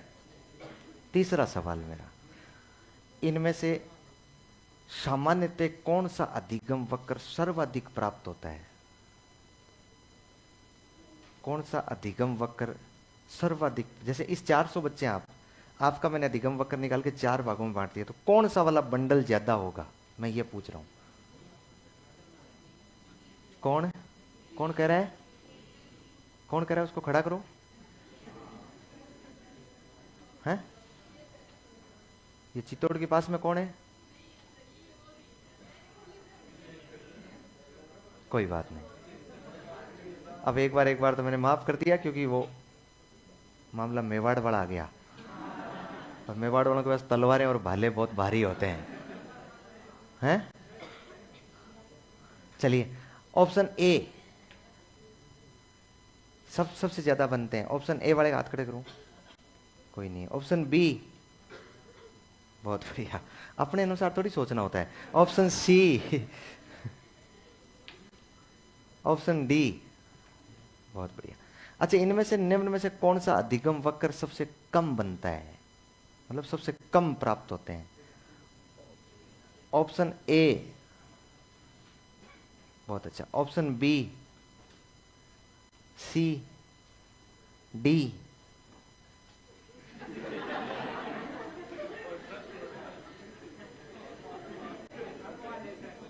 हैं?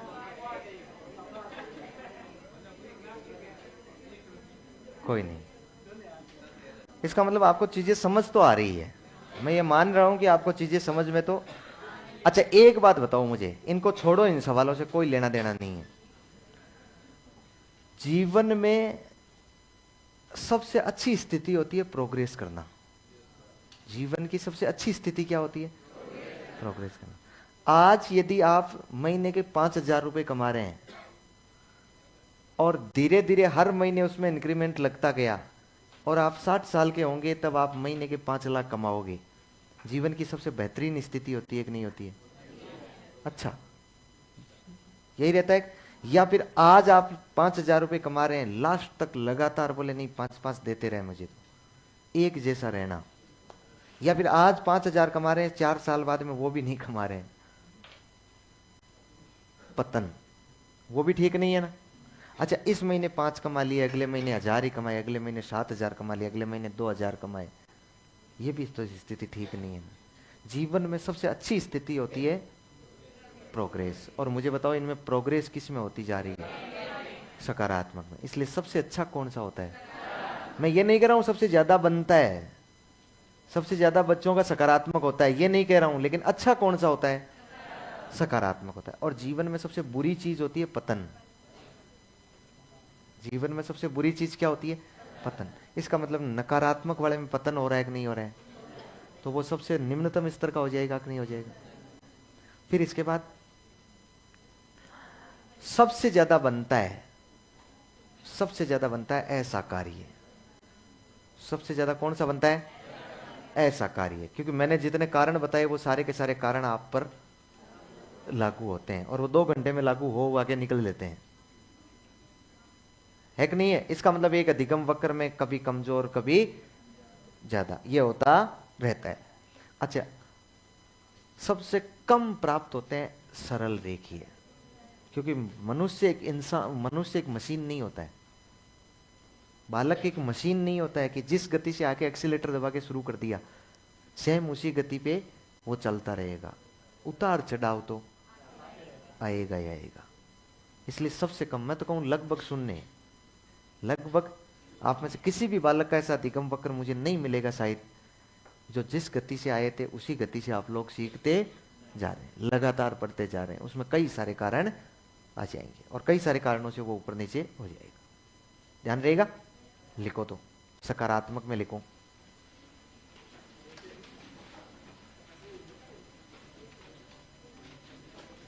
सकारात्मक में यह वक्र सर्वश्रेष्ठ होता है,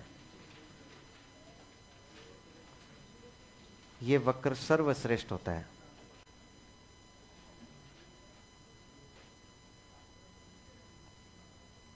यह वक्र सर्वश्रेष्ठ होता है।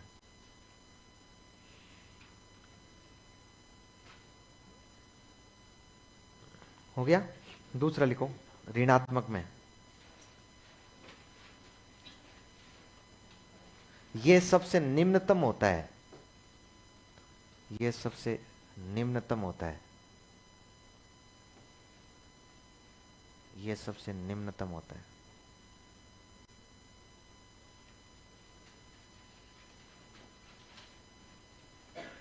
निम्नतम होता है।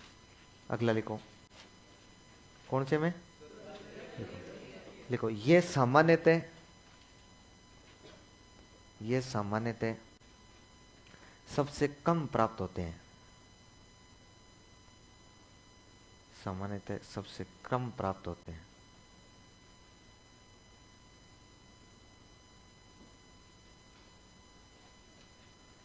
कम प्राप्त होते हैं। अगला लिखो, ये सामान्यतः, ये सामान्यतः सबसे अधिक प्राप्त होते हैं, ये सामान्यतः सबसे अधिक प्राप्त होते हैं।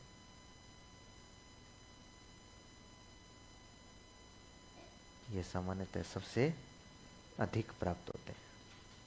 हो गए प्राप्त? बताओ, अधिगम वक्र में किसी प्रकार की कोई समस्या नहीं आएगी? चलिए, तो अगला टॉपिक लगाइए, अधिगम पठार।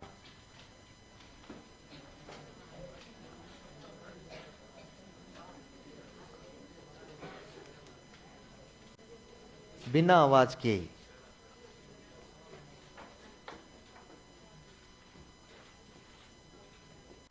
अधिगम पठार।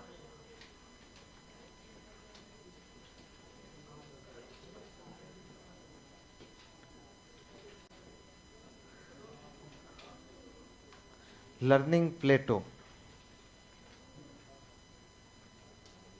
अधिगम पठार।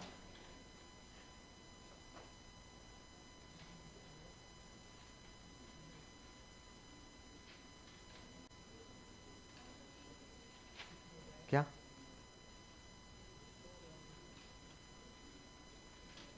लर्निंग प्लेटो, PLATEAU।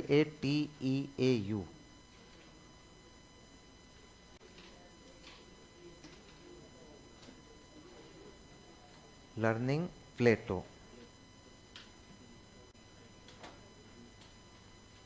हो गया?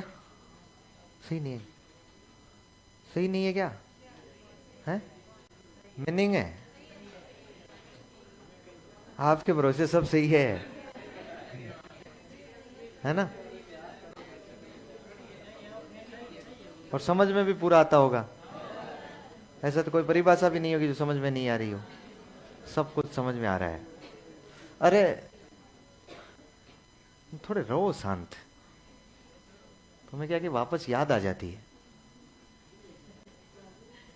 अरे बाहर जाने की, अधिगम पटार क्या होता है? क्या करें? कौन पार जाए? अधिगम पठार।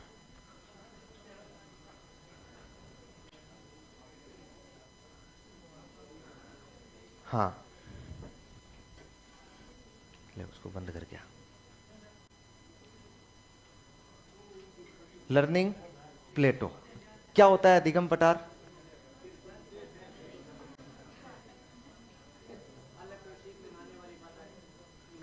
क्या कहा?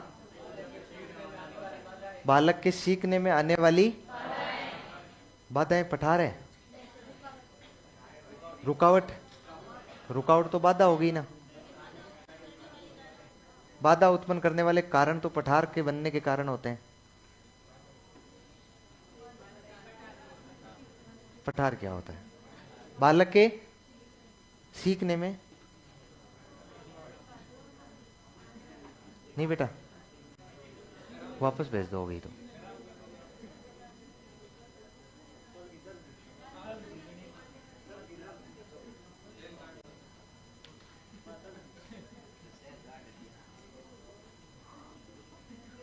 अच्छा अच्छा, आपने 3 कॉन्सेप्ट सुने क्या? ज्योग्राफी पढ़ ली ना? नहीं पढ़ी? चलो नहीं पढ़ी तो मैं पढ़ाता हूं थोड़ी सी। आपने 3 कॉन्सेप्ट सुने होंगे, एक पर्वत, एक पठार, मैदान। 3 ही तो अच्छे कॉन्सेप्ट होते हैं ना?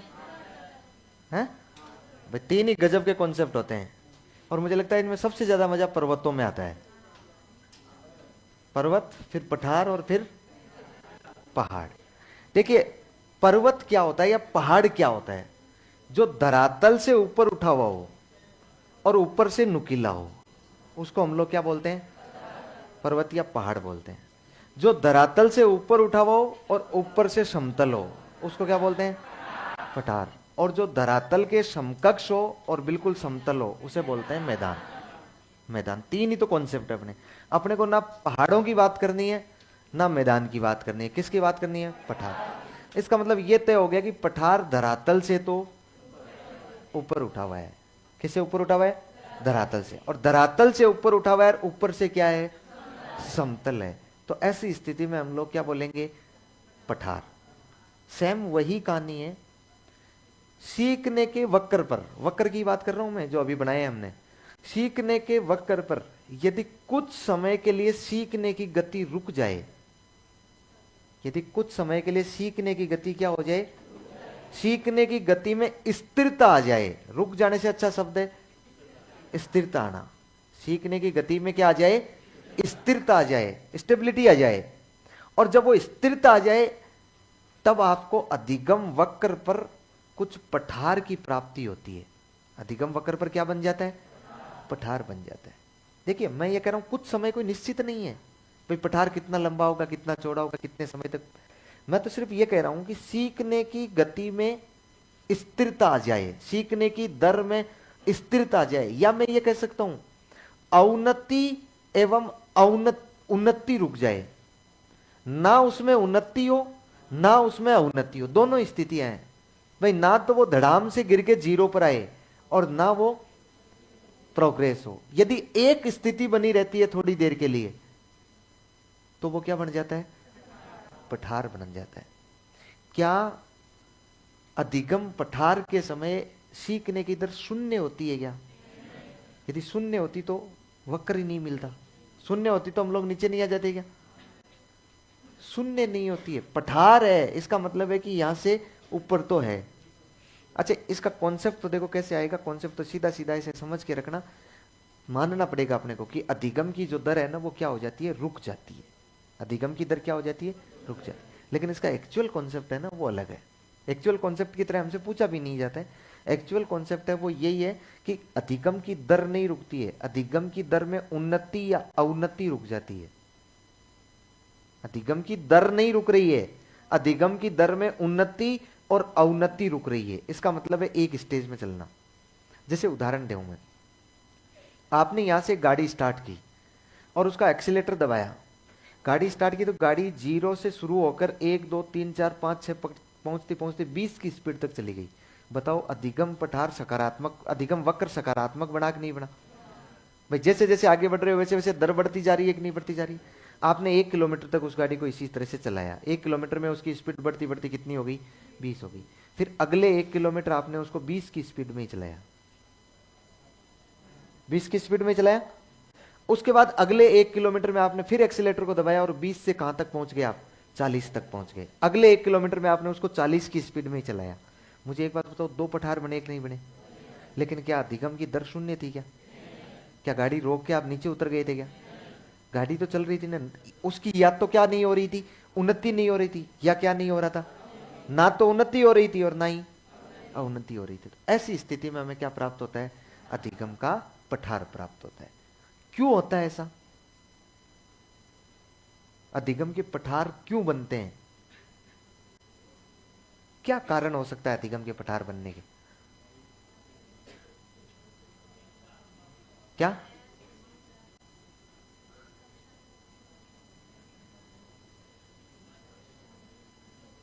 अरे जितने कारण मैंने आपको वक्र बनने के बताए थे वो सारे कारण इस पर लागू होंगे कि नहीं होंगे?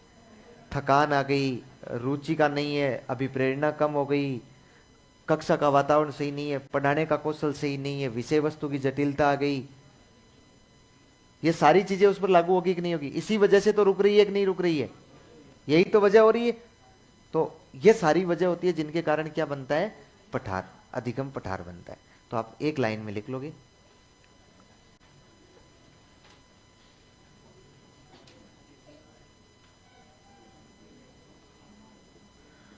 लिखो, यदि यदि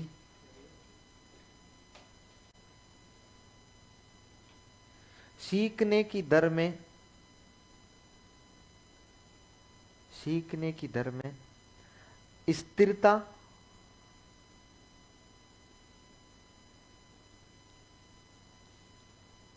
आ जाए, यदि सीखने की दर में स्थिरता आ जाए, कोष्टक में लिखो कुछ समय के लिए,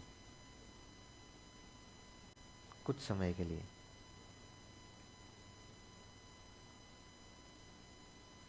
सीखने की दर में स्थिरता आ जाए, या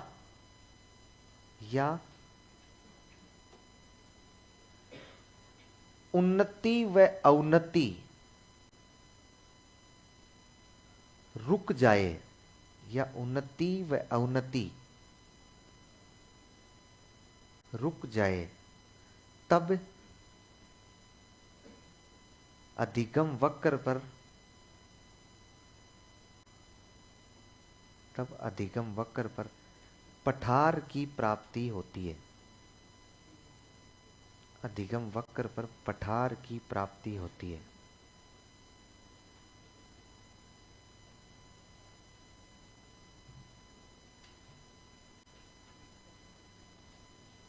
वक्र पर किसकी प्राप्ति होती है, पठार। अब मुझे दो सवालों का जवाब दो, सबसे ज्यादा पठार कौन से वक्र पर बनते हैं? ऐसा कार्य, भाई सबसे ज्यादा पठार तो कहां बनेंगे, ऐसा कार्य। सबसे कम पठार सरल रेखीय पर, सरल रेखीय पर वो अपने आप में एक ही पठार होता है, उस पर सबसे कम बनते हैं। ठीक है, लिखो, इसी में अगली लाइन लिख लो, सर्वाधिक पठार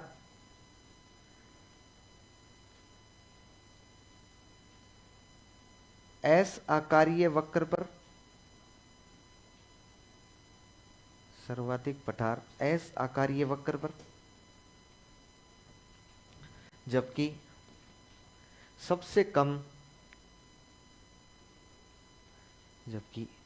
कम सरल रेखीय वक्र पर प्राप्त होते हैं।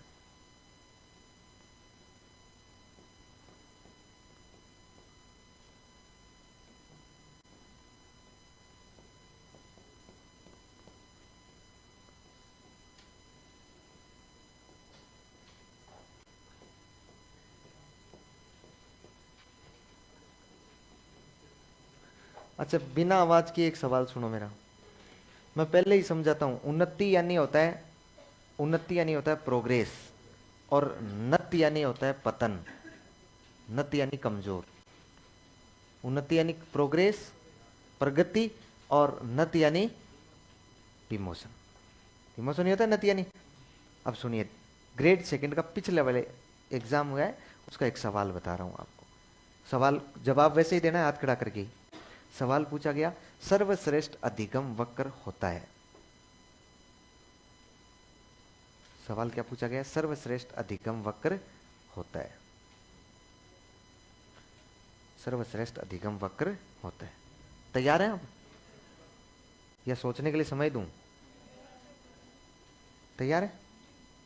रुको, हाँ सोच लो, पूरे गुणा भाग कर लो।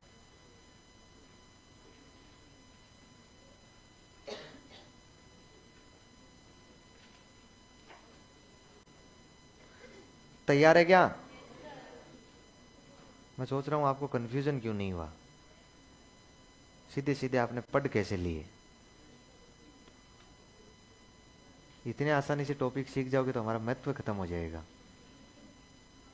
और आपने सबने आसानी से सीख लिया, तब मुझे थोड़ी उल्टी सूझी कि यार ये किया जाए इनके साथ। हाँ, ऑप्शन ए प्रश्न, सबसे सर्वश्रेष्ठ अधिगम वक्र कौन सा होता है?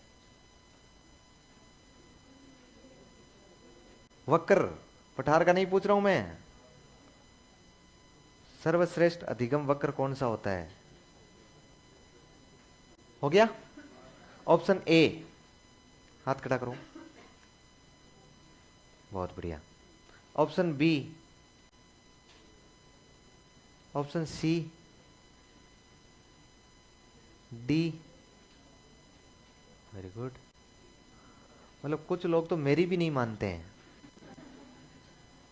उनको लग रहा है ये तो ऐसे ही बकवास कर रहा है, बाकी करेंगे तो अपने मन के हिसाब से ही हैं? अरे ये सवाल पढ़ा चुका हूं मैं, और इसमें क्या होगा?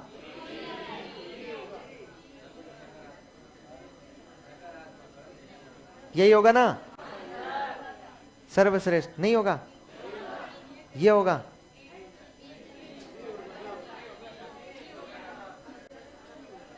ये पिछली बार आरपीएससी ने पूछा सर्वश्रेष्ठ, और दुनिया में,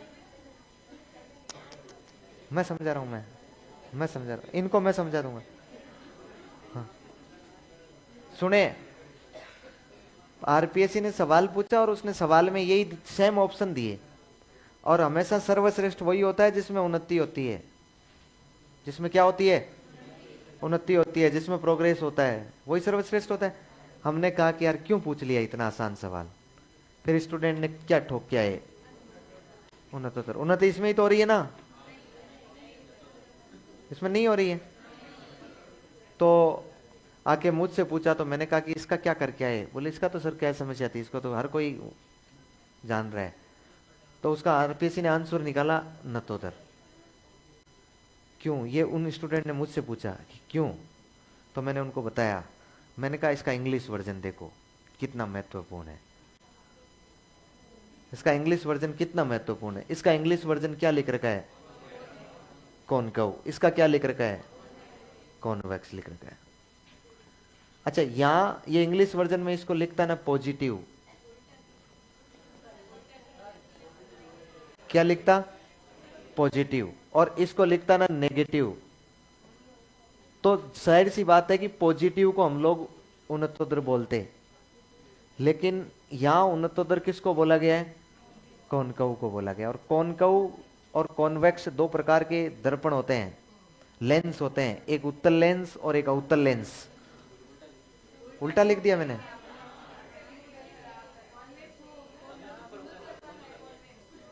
अरे चलो चलो चलो चलो,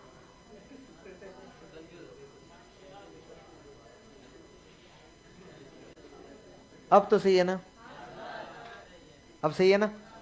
अच्छा, एक दर्पण होता है उत्तल दर्पण और एक दर्पण होता है अवतल दर्पण। अब आपको मैं बताऊं, देखो, एक तो दर्पण होता है ये, और एक दर्पण होता है ये। मुझे बताओ इनमें से उत्तल कौन सा है और अवतल कौन सा है? पहला कौन सा है? पहला कौन सा है? अवतल। अच्छा, ये हो गया अवतल। और अवतल को इंग्लिश में क्या बोलते हैं? अवतल को, अवतल को क्या बोलते हैं? कॉन्वेक्स। कॉनकेव बोलते हैं। और उत्तल दर्पण जो होता है इसको क्या बोलते हैं? कॉन्वेक्स बोलते हैं। अच्छा मुझे ये बताओ, ये कॉन्वेक्स, वहां हमने लिख भी तो रखा है ना इसको, सकारात्मक, पॉजिटिव, और इसको क्या कहते हैं? कॉनकेव कहते हैं। और इसको सरल देखिए, स्ट्रेट लाइन। अच्छा देखिए, ये रहा, ये उन्नतोदर और नतोदर, ये उन्नति और पतन को, गति को नहीं दर्शा रहे हैं, अधिगम को, ये दर्शा रहे हैं उसके उदर को। उदर मतलब होता है पेट, जिसका पेट अंदर धसा होता है, जिसका पेट अंदर धसा होता है, उस प्रकार का लेंस कौन सा होता है? अवतल होता है। कौन सा होता है? अवतल। मतलब कौन सा होता है? कॉनकेव होता है। और मुझे बताइए, इस वक्र को यदि हम देखेंगे तो इसका पेट धसा हुआ है कि नहीं है? है कि नहीं है? अब आप ये मत कहना कि नहीं सर हम तो नीचे से देखेंगे इसको, एग्जामिनर इसको ऊपर से ही देखता है। समझ पा रहे हैं? तो ये एक अवतल लेंस की भांति है कि नहीं है? अच्छा, ये एक उत्तल लेंस की भांति है कि नहीं है, जिसका पेट उभरा हुआ हो, उभरा हुआ हो, है ना? ये जिसका पेट उभरा हुआ हो, जैसे उन्नतोदर, मतलब कॉन्वेक्स प्रकार का। तो मुझे बताइए, कॉन्वेक्स प्रकार का तो नेगेटिव होता है कि नहीं होता है? और कॉनकेव प्रकार का कैसा होता है? पॉजिटिव। यदि वहां ऑप्शन में वो पॉजिटिव और नेगेटिव लिखता है तो हमेशा पॉजिटिव बढ़ता रहेगा और नेगेटिव कम होता रहेगा। लेकिन उसने तो क्या लिख दिया? कॉनकेव और कॉन्वेक्स लिख दिया। इसका मतलब ये हो गया कि हमें उत्तल और अवतल के आधार पर जाना है। तो ये अपने आप में कॉन्सेप्ट उल्टा है कि नहीं है? और लास्ट तक आरपीएससी ने नत्तोदरी उसको माना, और मैं समझाते समझाते उसके बाद से आज तक थक गया। स्टूडेंट मान ही नहीं रहे, बोले आपको भी नहीं आता है, आरपीएससी को तो नहीं आता है, आपको भी नहीं आता है, बस केवल तुक्के लगाए जा रहे हैं। तुक्के नहीं है, ये उदर के पतन और उदर के उभरने को दर्शा रहा है। सर सरल रेखियों को भी सर्वश्रेष्ठ लिख रखे हैं बुक में, उसको काट के सही कर लो जहां कहीं भी लिख रखा है। सर्वश्रेष्ठ तो हमेशा पॉजिटिव होता है यार, दुनिया में सर्वश्रेष्ठ पॉजिटिव। सरल रेखियों को कैसे लिख सकते हैं आप लोग सर्वश्रेष्ठ? हमेशा से एक स्थिति में रहना चाहोगे क्या? जीवन का सर्वश्रेष्ठ अंश है क्या वो? नहीं है।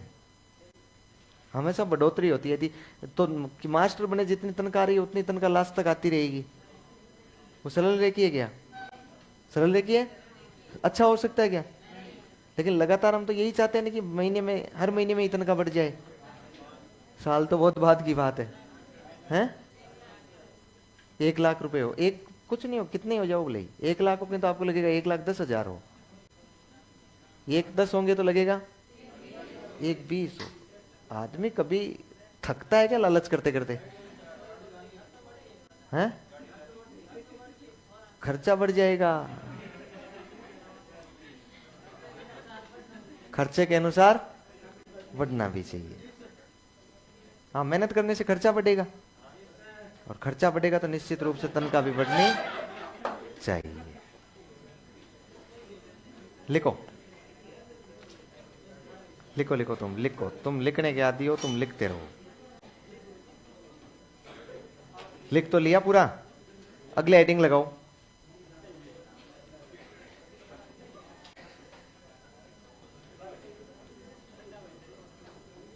अरे बिना आवाज के खर्चे चुपचाप भी बढ़ सकते हैं। लर्निंग ट्रांसफर लर्निंग ट्रांसफर, अधिगम स्थानांतरण। टॉपिक लगाओ, के लिए हेडिंग लगाओ, लर्निंग ट्रांसफर, अधिगम स्थानांतरण, या फिर इसको हिंदी में अधिगम अंतरण भी बोलते हैं।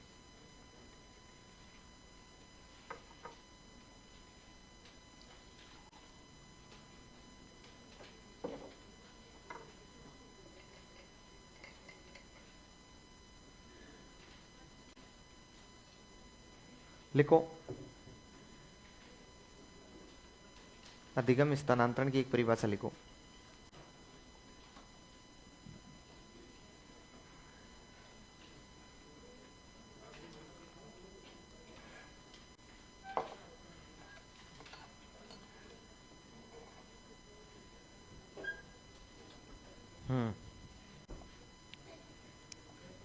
क्या लिखा है?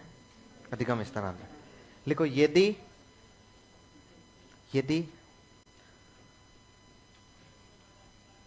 है, जोर से, अधिगम लिखवाना जरूरी थोड़ी है। नहीं नहीं, लिखवाना जरूरी नहीं है, लिखवाना जरूरी नहीं है। अरे थकान, रुचि, मनोवृत्ति, कक्षा का वातावरण, शिक्षक की शैलियां, विषय वस्तु की कठिनता, जटिलता, बस है। क्या बात कर रहे हो तुम? लिखवा दो। फिक्स है क्या? ये चीजें फिक्स है क्या? क्या कारक फिक्स है क्या? मैं एक लिखवाऊंगा, अगला तीसरा पूछेगा। ये तो कॉन्सेप्ट की बातें हैं। वहां पूछेगा निम्न में से कौन सा कारक नहीं है, तो आपको छांटना पड़ेगा उनमें से कौन सा नहीं है। और मैंने मान लो 10 लिखवा दिए और उसने 10 में से 2 ही दिए, 2 एक्स्ट्रा दे दिए, तो आप लोग कल को दावा करेंगे कि 10 ही थे आपने, तो ये 2 नहीं है, क्वेश्चन गलत है। अरे नहीं, याद रह जाएगा। हैं? अरे क्या भूल जाओगे यार? ये भूल जाओगे तो फिर मुझे ऐसा लगता नहीं है फिर साइकोलॉजी भी आगे जाएगी क्या। लिखो, कोई बात नहीं, हेडिंग लगा दी तो ऊपर नीचे कहीं साइड में जगह वहां लिख लो। 2 लाइन में लिखवा दूंगा, 1 लाइन में लिखवा दूंगा। अधिगम पठार के कारक, अरे कहीं लिख लो रे, आपकी मर्जी में, हेडिंग दोबारा लगा देना। लिखो, छोरो, इतना ही भरोसा नहीं है रे अपने आप पे, इतना ही भरोसा नहीं है अपने आप पे, तो भाई मुश्किल लगता है आगे फिर भरोसा। एग्जाम में तो एक भी लिखा हुआ नहीं होगा, एग्जाम में तो सारे आपको याद ही करके ले जाने पड़ेंगे। लिखो लिखो, आ, लिखो, थकान, थकान,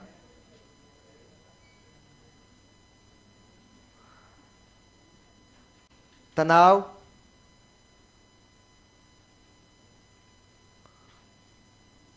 अब लिख लो शारीरिक एवं मानसिक स्वास्थ्य, ताकि उसमें सारे आ जाएं। तनाव, शारीरिक एवं मानसिक स्वास्थ्य, रुचि, रुचि, अभिप्रेरणा,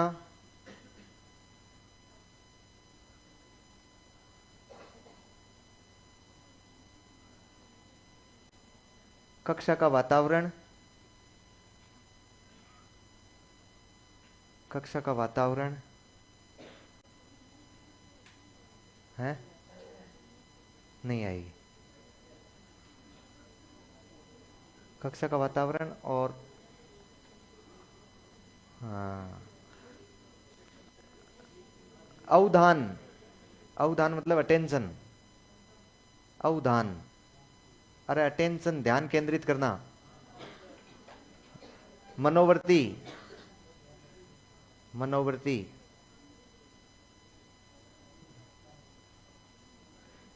विषय वस्तु का स्वरूप, विषय वस्तु का स्वरूप, शिक्षण की शैलियां, शिक्षण की शैलियां, बाबू का मैसेज,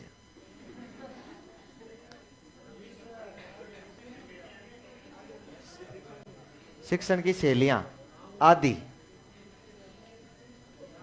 आदि।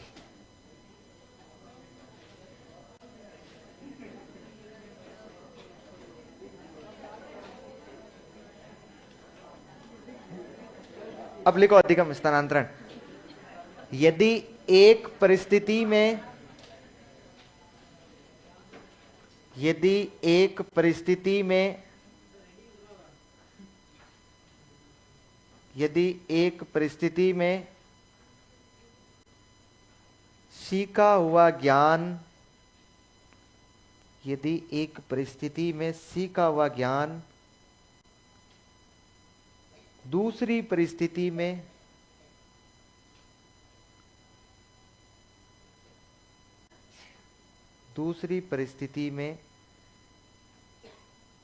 सीखने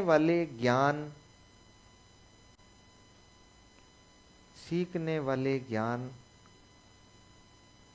को प्रभावित करे तो इसे अधिगम स्थानांतरण कहते हैं।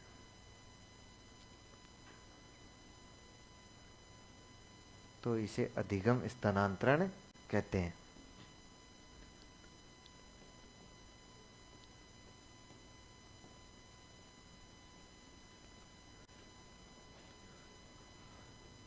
एक परिभाषा लिखो वीटेकर की। वीटेकर, विकेट टेकर नहीं है, वीटेकर।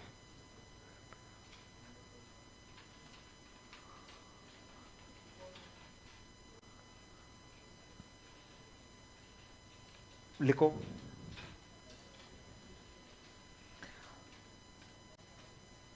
प्रशिक्षण के अंतरण से तात्पर्य प्रशिक्षण के अंतरण ट्रेनिंग का ट्रांसफर। प्रशिक्षण के अंतरण से तात्पर्य किसी एक विषय वस्तु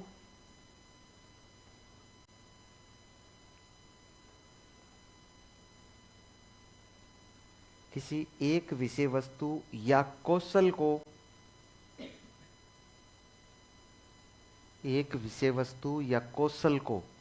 कौशल स्किल सीखने के बाद किसी एक विषय वस्तु या कौशल को सीखने का कोमा लगा के लिखो दूसरे विषय वस्तु या कौशल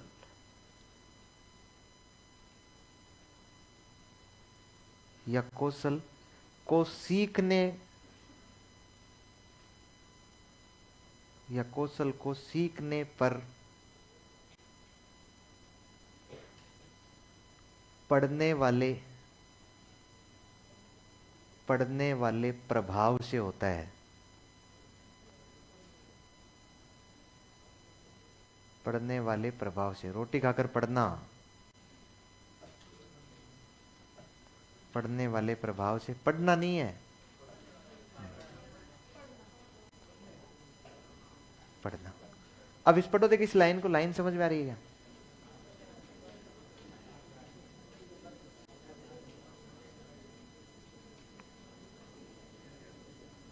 आ गई समझ में? क्या होता है, एक कोई कौशल या विषय वस्तु आपने सीख ली है और अब आप दूसरी कौशल या विषय वस्तु सीख रहे हो। पिछले वाली विषय वस्तु या कौशल का इस पर क्या प्रभाव पड़ रहा है? यदि कोई भी प्रभाव पड़ रहा है तो वो क्या कहलाएगा? लर्निंग ट्रांसफर कहलाएगा। सबसे आसान कॉन्सेप्ट है दुनिया का, लर्निंग ट्रांसफर। भाई एक विषय वस्तु को सीखने के बाद उसका प्रभाव दूसरी विषय वस्तु पर पड़ रहा है तो वो सबसे आसान बन जाएगा कि वो प्रभाव पड़ रहा है, इसका मतलब है वो लर्निंग ट्रांसफर है। नेक्स्ट लाइन में लिखो,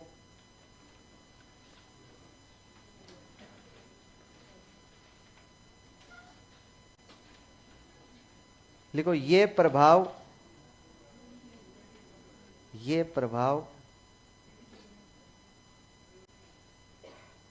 विभिन्न प्रकार का होता है।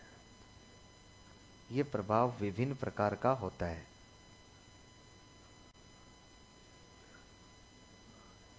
ये प्रभाव विभिन्न प्रकार का होता है, विभिन्न प्रकार का होता है। नंबर 1 लिखो, सकारात्मक।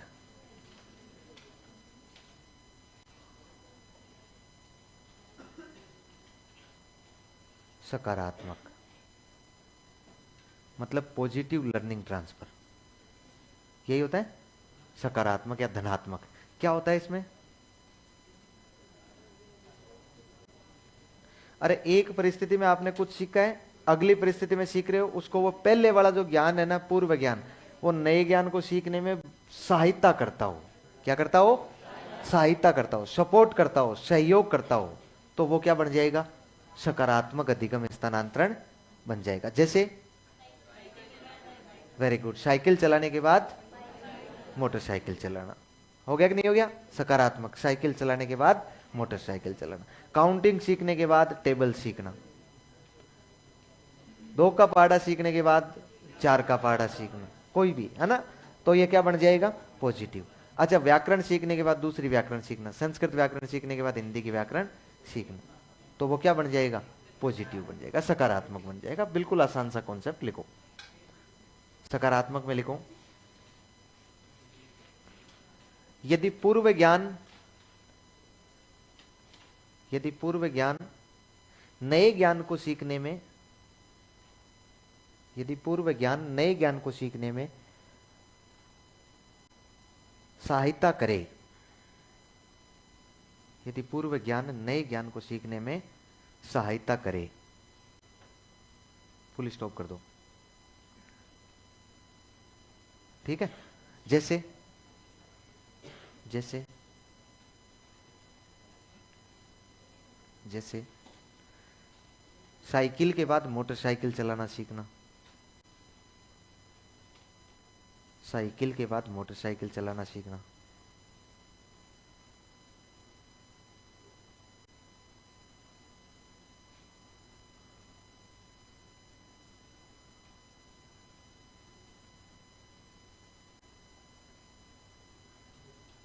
गिनती के बाद पहाड़ी सीखना, गिनती के बाद पहाड़ी सीखना।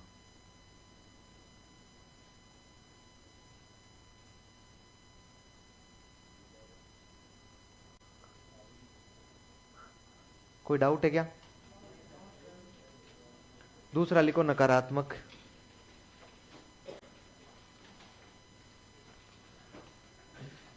नकारात्मक देखो, यदि पूर्व ज्ञान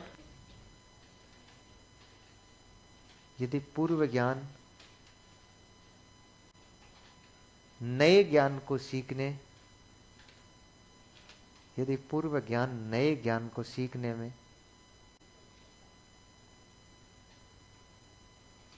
यदि पूर्व ज्ञान नए ज्ञान को सीखने में बाधा उत्पन्न करे, पूर्व ज्ञान नए ज्ञान को सीखने में बाधा उत्पन्न करे,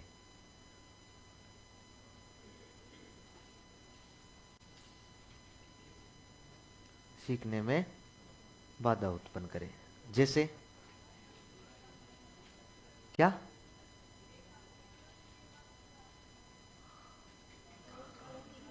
बाइलेटरल होता है वो, है?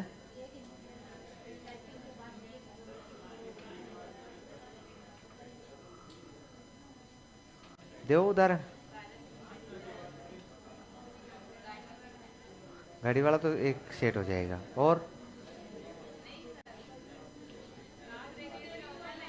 हाँ, तो वो तो हो गया, चलो एक तो हो गया। दूसरा और दे उदाहरण। नहीं बैठ रहा मामला? बैठ गया? अच्छा देखो ना, बाधा उत्पन्न नहीं होगी। सुनिए, अरे वाह वाह वाह, इतनी बाधा तो बहुत है, इतनी बाधा उत्पन्न हो जाए तो बहुत है। अपने यहां पर क्या होता है कि कोई गाड़ी होती है ना, उसमें स्टीयरिंग राइट हैंड की ओर होता है, पता ना, स्टीयरिंग व्हील राइट हैंड की तरफ बैठते हैं। यहां पर कंडक्टर बैठता है इस साइड में, इस साइड में ड्राइवर बैठता है। और हमारे यहाँ ओवरटेक भी करते हैं तो राइट हैंड की ओर से ही करते हैं, ऐसे ही करते हैं। अच्छा, आप यदि यूएसए में चले गए, मान लो यहाँ से पढ़ने के बाद आप अच्छा पढ़े, सिलेक्शन हो गया, सरकार ने आपको अमेरिका भेजा कि प्रशिक्षण लेके आओ, मास्टर बनने के बाद कहाँ भेज दिया? अमेरिका। बोले वहां पर 15 दिन का आपका प्रशिक्षण है। मतलब कुछ भी। अरे नहीं है, मानने में क्यों नई शिक्षा नीति कह रही है अलग अलग देशों में जाके अध्ययन करवाओ शिक्षकों से।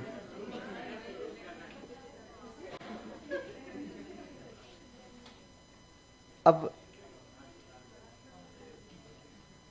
अब मान लो आप वहां चले गए, तो वहां पर क्या है कि गाड़ी का जो स्टीयरिंग होता है ना वो लेफ्ट साइड में होता है, और वहां पर आपको गाड़ी दी गई, बोले गाड़ी से राइडिंग करके आओ, घूम के आओ, और वहां से ओवरटेक भी होता है तो वो लेफ्ट साइड से होता है, दूसरी साइड से होता है। तो आप यहाँ चलाए हुए थे और वहां गए और आपने इधर से ओवरटेक करने की कोशिश की और बचीड़,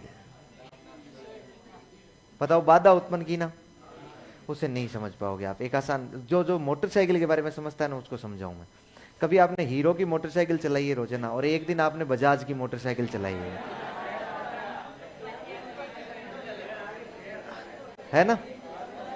अब आप याद करके देखो, रोजाना तो गियर पीछे डालते थे और अब कहां डाला? आगे। तो बताओ बाधा उत्पन्न हुई कि नहीं हुई?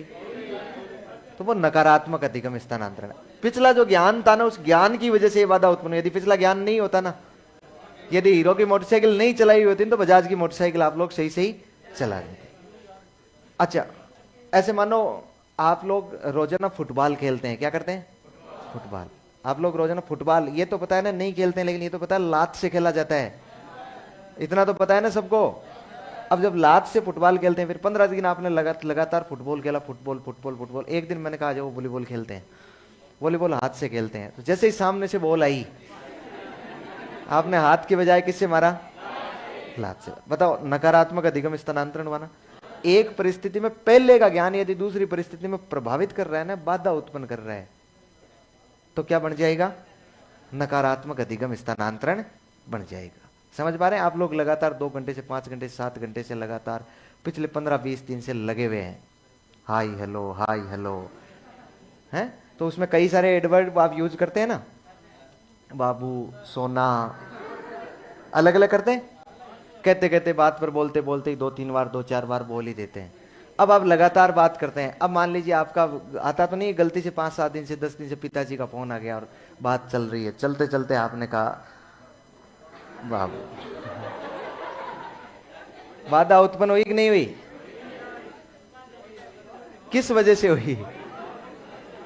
वो पूर्व ज्ञान की वजह से हुई। अरे हो जाता है ऐसा है,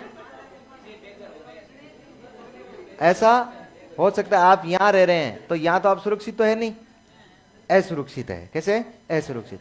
खूब धड़ल्ले से 4-5 महीने में आपने खूब सीख लिया, कोई भी एक वाक्य बोल रहे हैं उसमें बीच में 2-3 एडवर्ब हेल्पिंग वर्ब का उपयोग कर रहे हैं। जैसे ही कोई कुछ कह रहा है तो उसको बिना हेल्पिंग वर्ब के तो जवाब ही नहीं दे रहे हैं। हेल्पिंग वर्ब समझ रहे हो ना? अगले ने कुछ भी कहा, कहते ही कहा रुक, 2-3 हेल्पिंग वर्ब आ रहा है। अब आप घर चले गए और घर 2-4 दिन रुके, और जैसे ही मान लो कोई आपकी बहन है, कोई भाई है, कोई माँ है, पिताजी है, कोई भी बात करते हैं आपको थोड़ा गुस्सा आता है, तुरंत हेल्पिंग वर्ब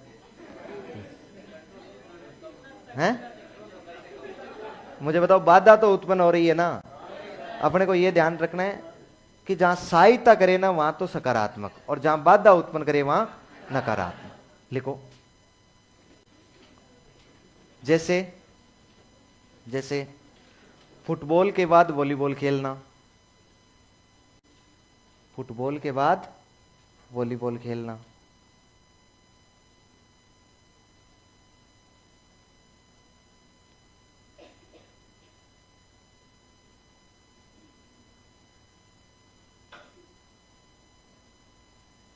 फुटबॉल के बाद वॉलीबॉल खेलना। दूसरा लिख लो, भारत में कार चलाने के बाद, भारत में कार चलाने के बाद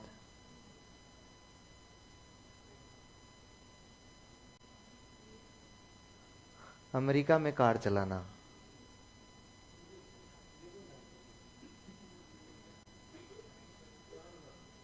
है नहीं, विदेश नहीं लिख सकते ना हम, विदेश में तो पाकिस्तान भी आता है, विदेश नहीं लिख सकते हम, इसलिए हमने देश का नाम लिखना पड़ा। हो गया? चलिएगा, तो नंबर 3 लिखिए। Yes yes yes. क्या? की प्राप्ति करे तो सहयोग किया कि नहीं किया? सामान्य नृत्य ने शास्त्रीय नृत्य के लिए सहयोग किया है कि नहीं किया है? हैं? अब वो आपको सोचना पड़ेगा, यदि सहयोग किया है तो सकारात्मक और नहीं किया है तो नकारात्मक।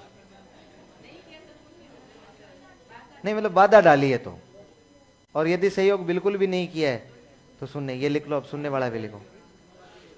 शून्य अधिगम स्थानांतरण मतलब जीरो लर्निंग ट्रांसफर। अरे रुक जाओ, रुक जाओ। हाँ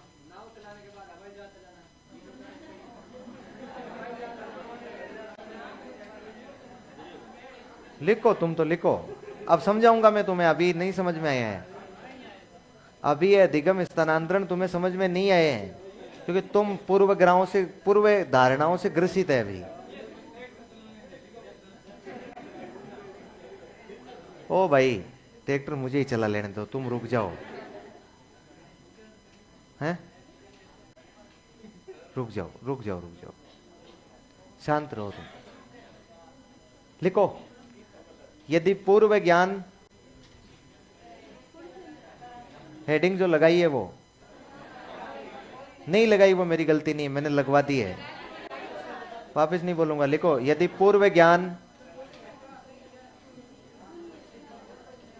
यदि पूर्व ज्ञान नए ज्ञान को सीखने में, हेडिंग लगाइए शून्य।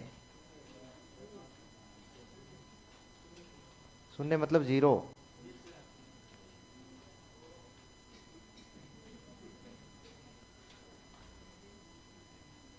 यदि पूर्व ज्ञान नए ज्ञान को सीखने में ना तो सहायता करे,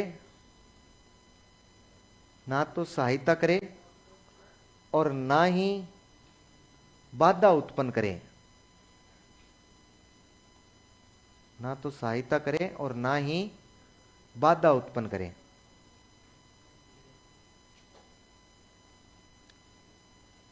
ना तो सहायता करे और ना ही बाधा उत्पन्न करे।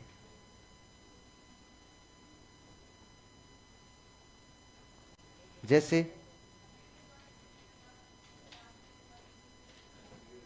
जैसे कबीर के दोहे याद करने के बाद रहीम के दोहे। आपने पहले बता दिया तो मैं नहीं लिखवाऊंगा। आप लिखो, जैसे जैसे हाँ लिखो, शिक्षक की कोचिंग करने के बाद, शिक्षक की कोचिंग करने के बाद, शिक्षक भर्ती कोचिंग कर रहे हैं ना आप, शिक्षक की कोचिंग करने के बाद,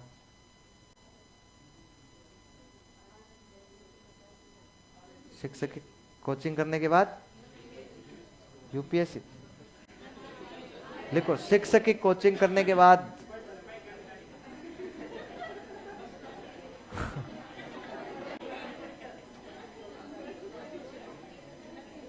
शिक्षक की कोचिंग करने के बाद भैंस चराना, शिक्षक की कोचिंग करने के बाद भैंस चराना लिखना है।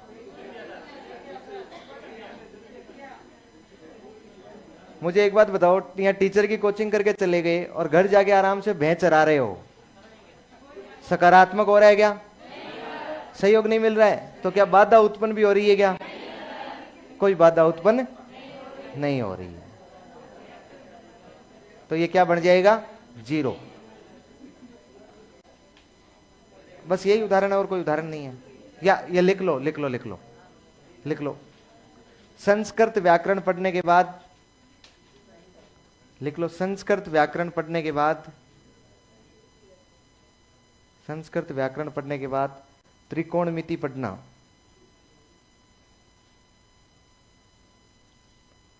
त्रिकोणमिति पढ़ना,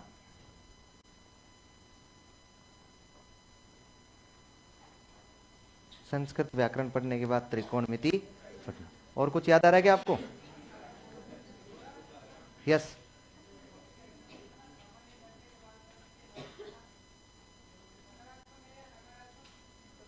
कौन सा?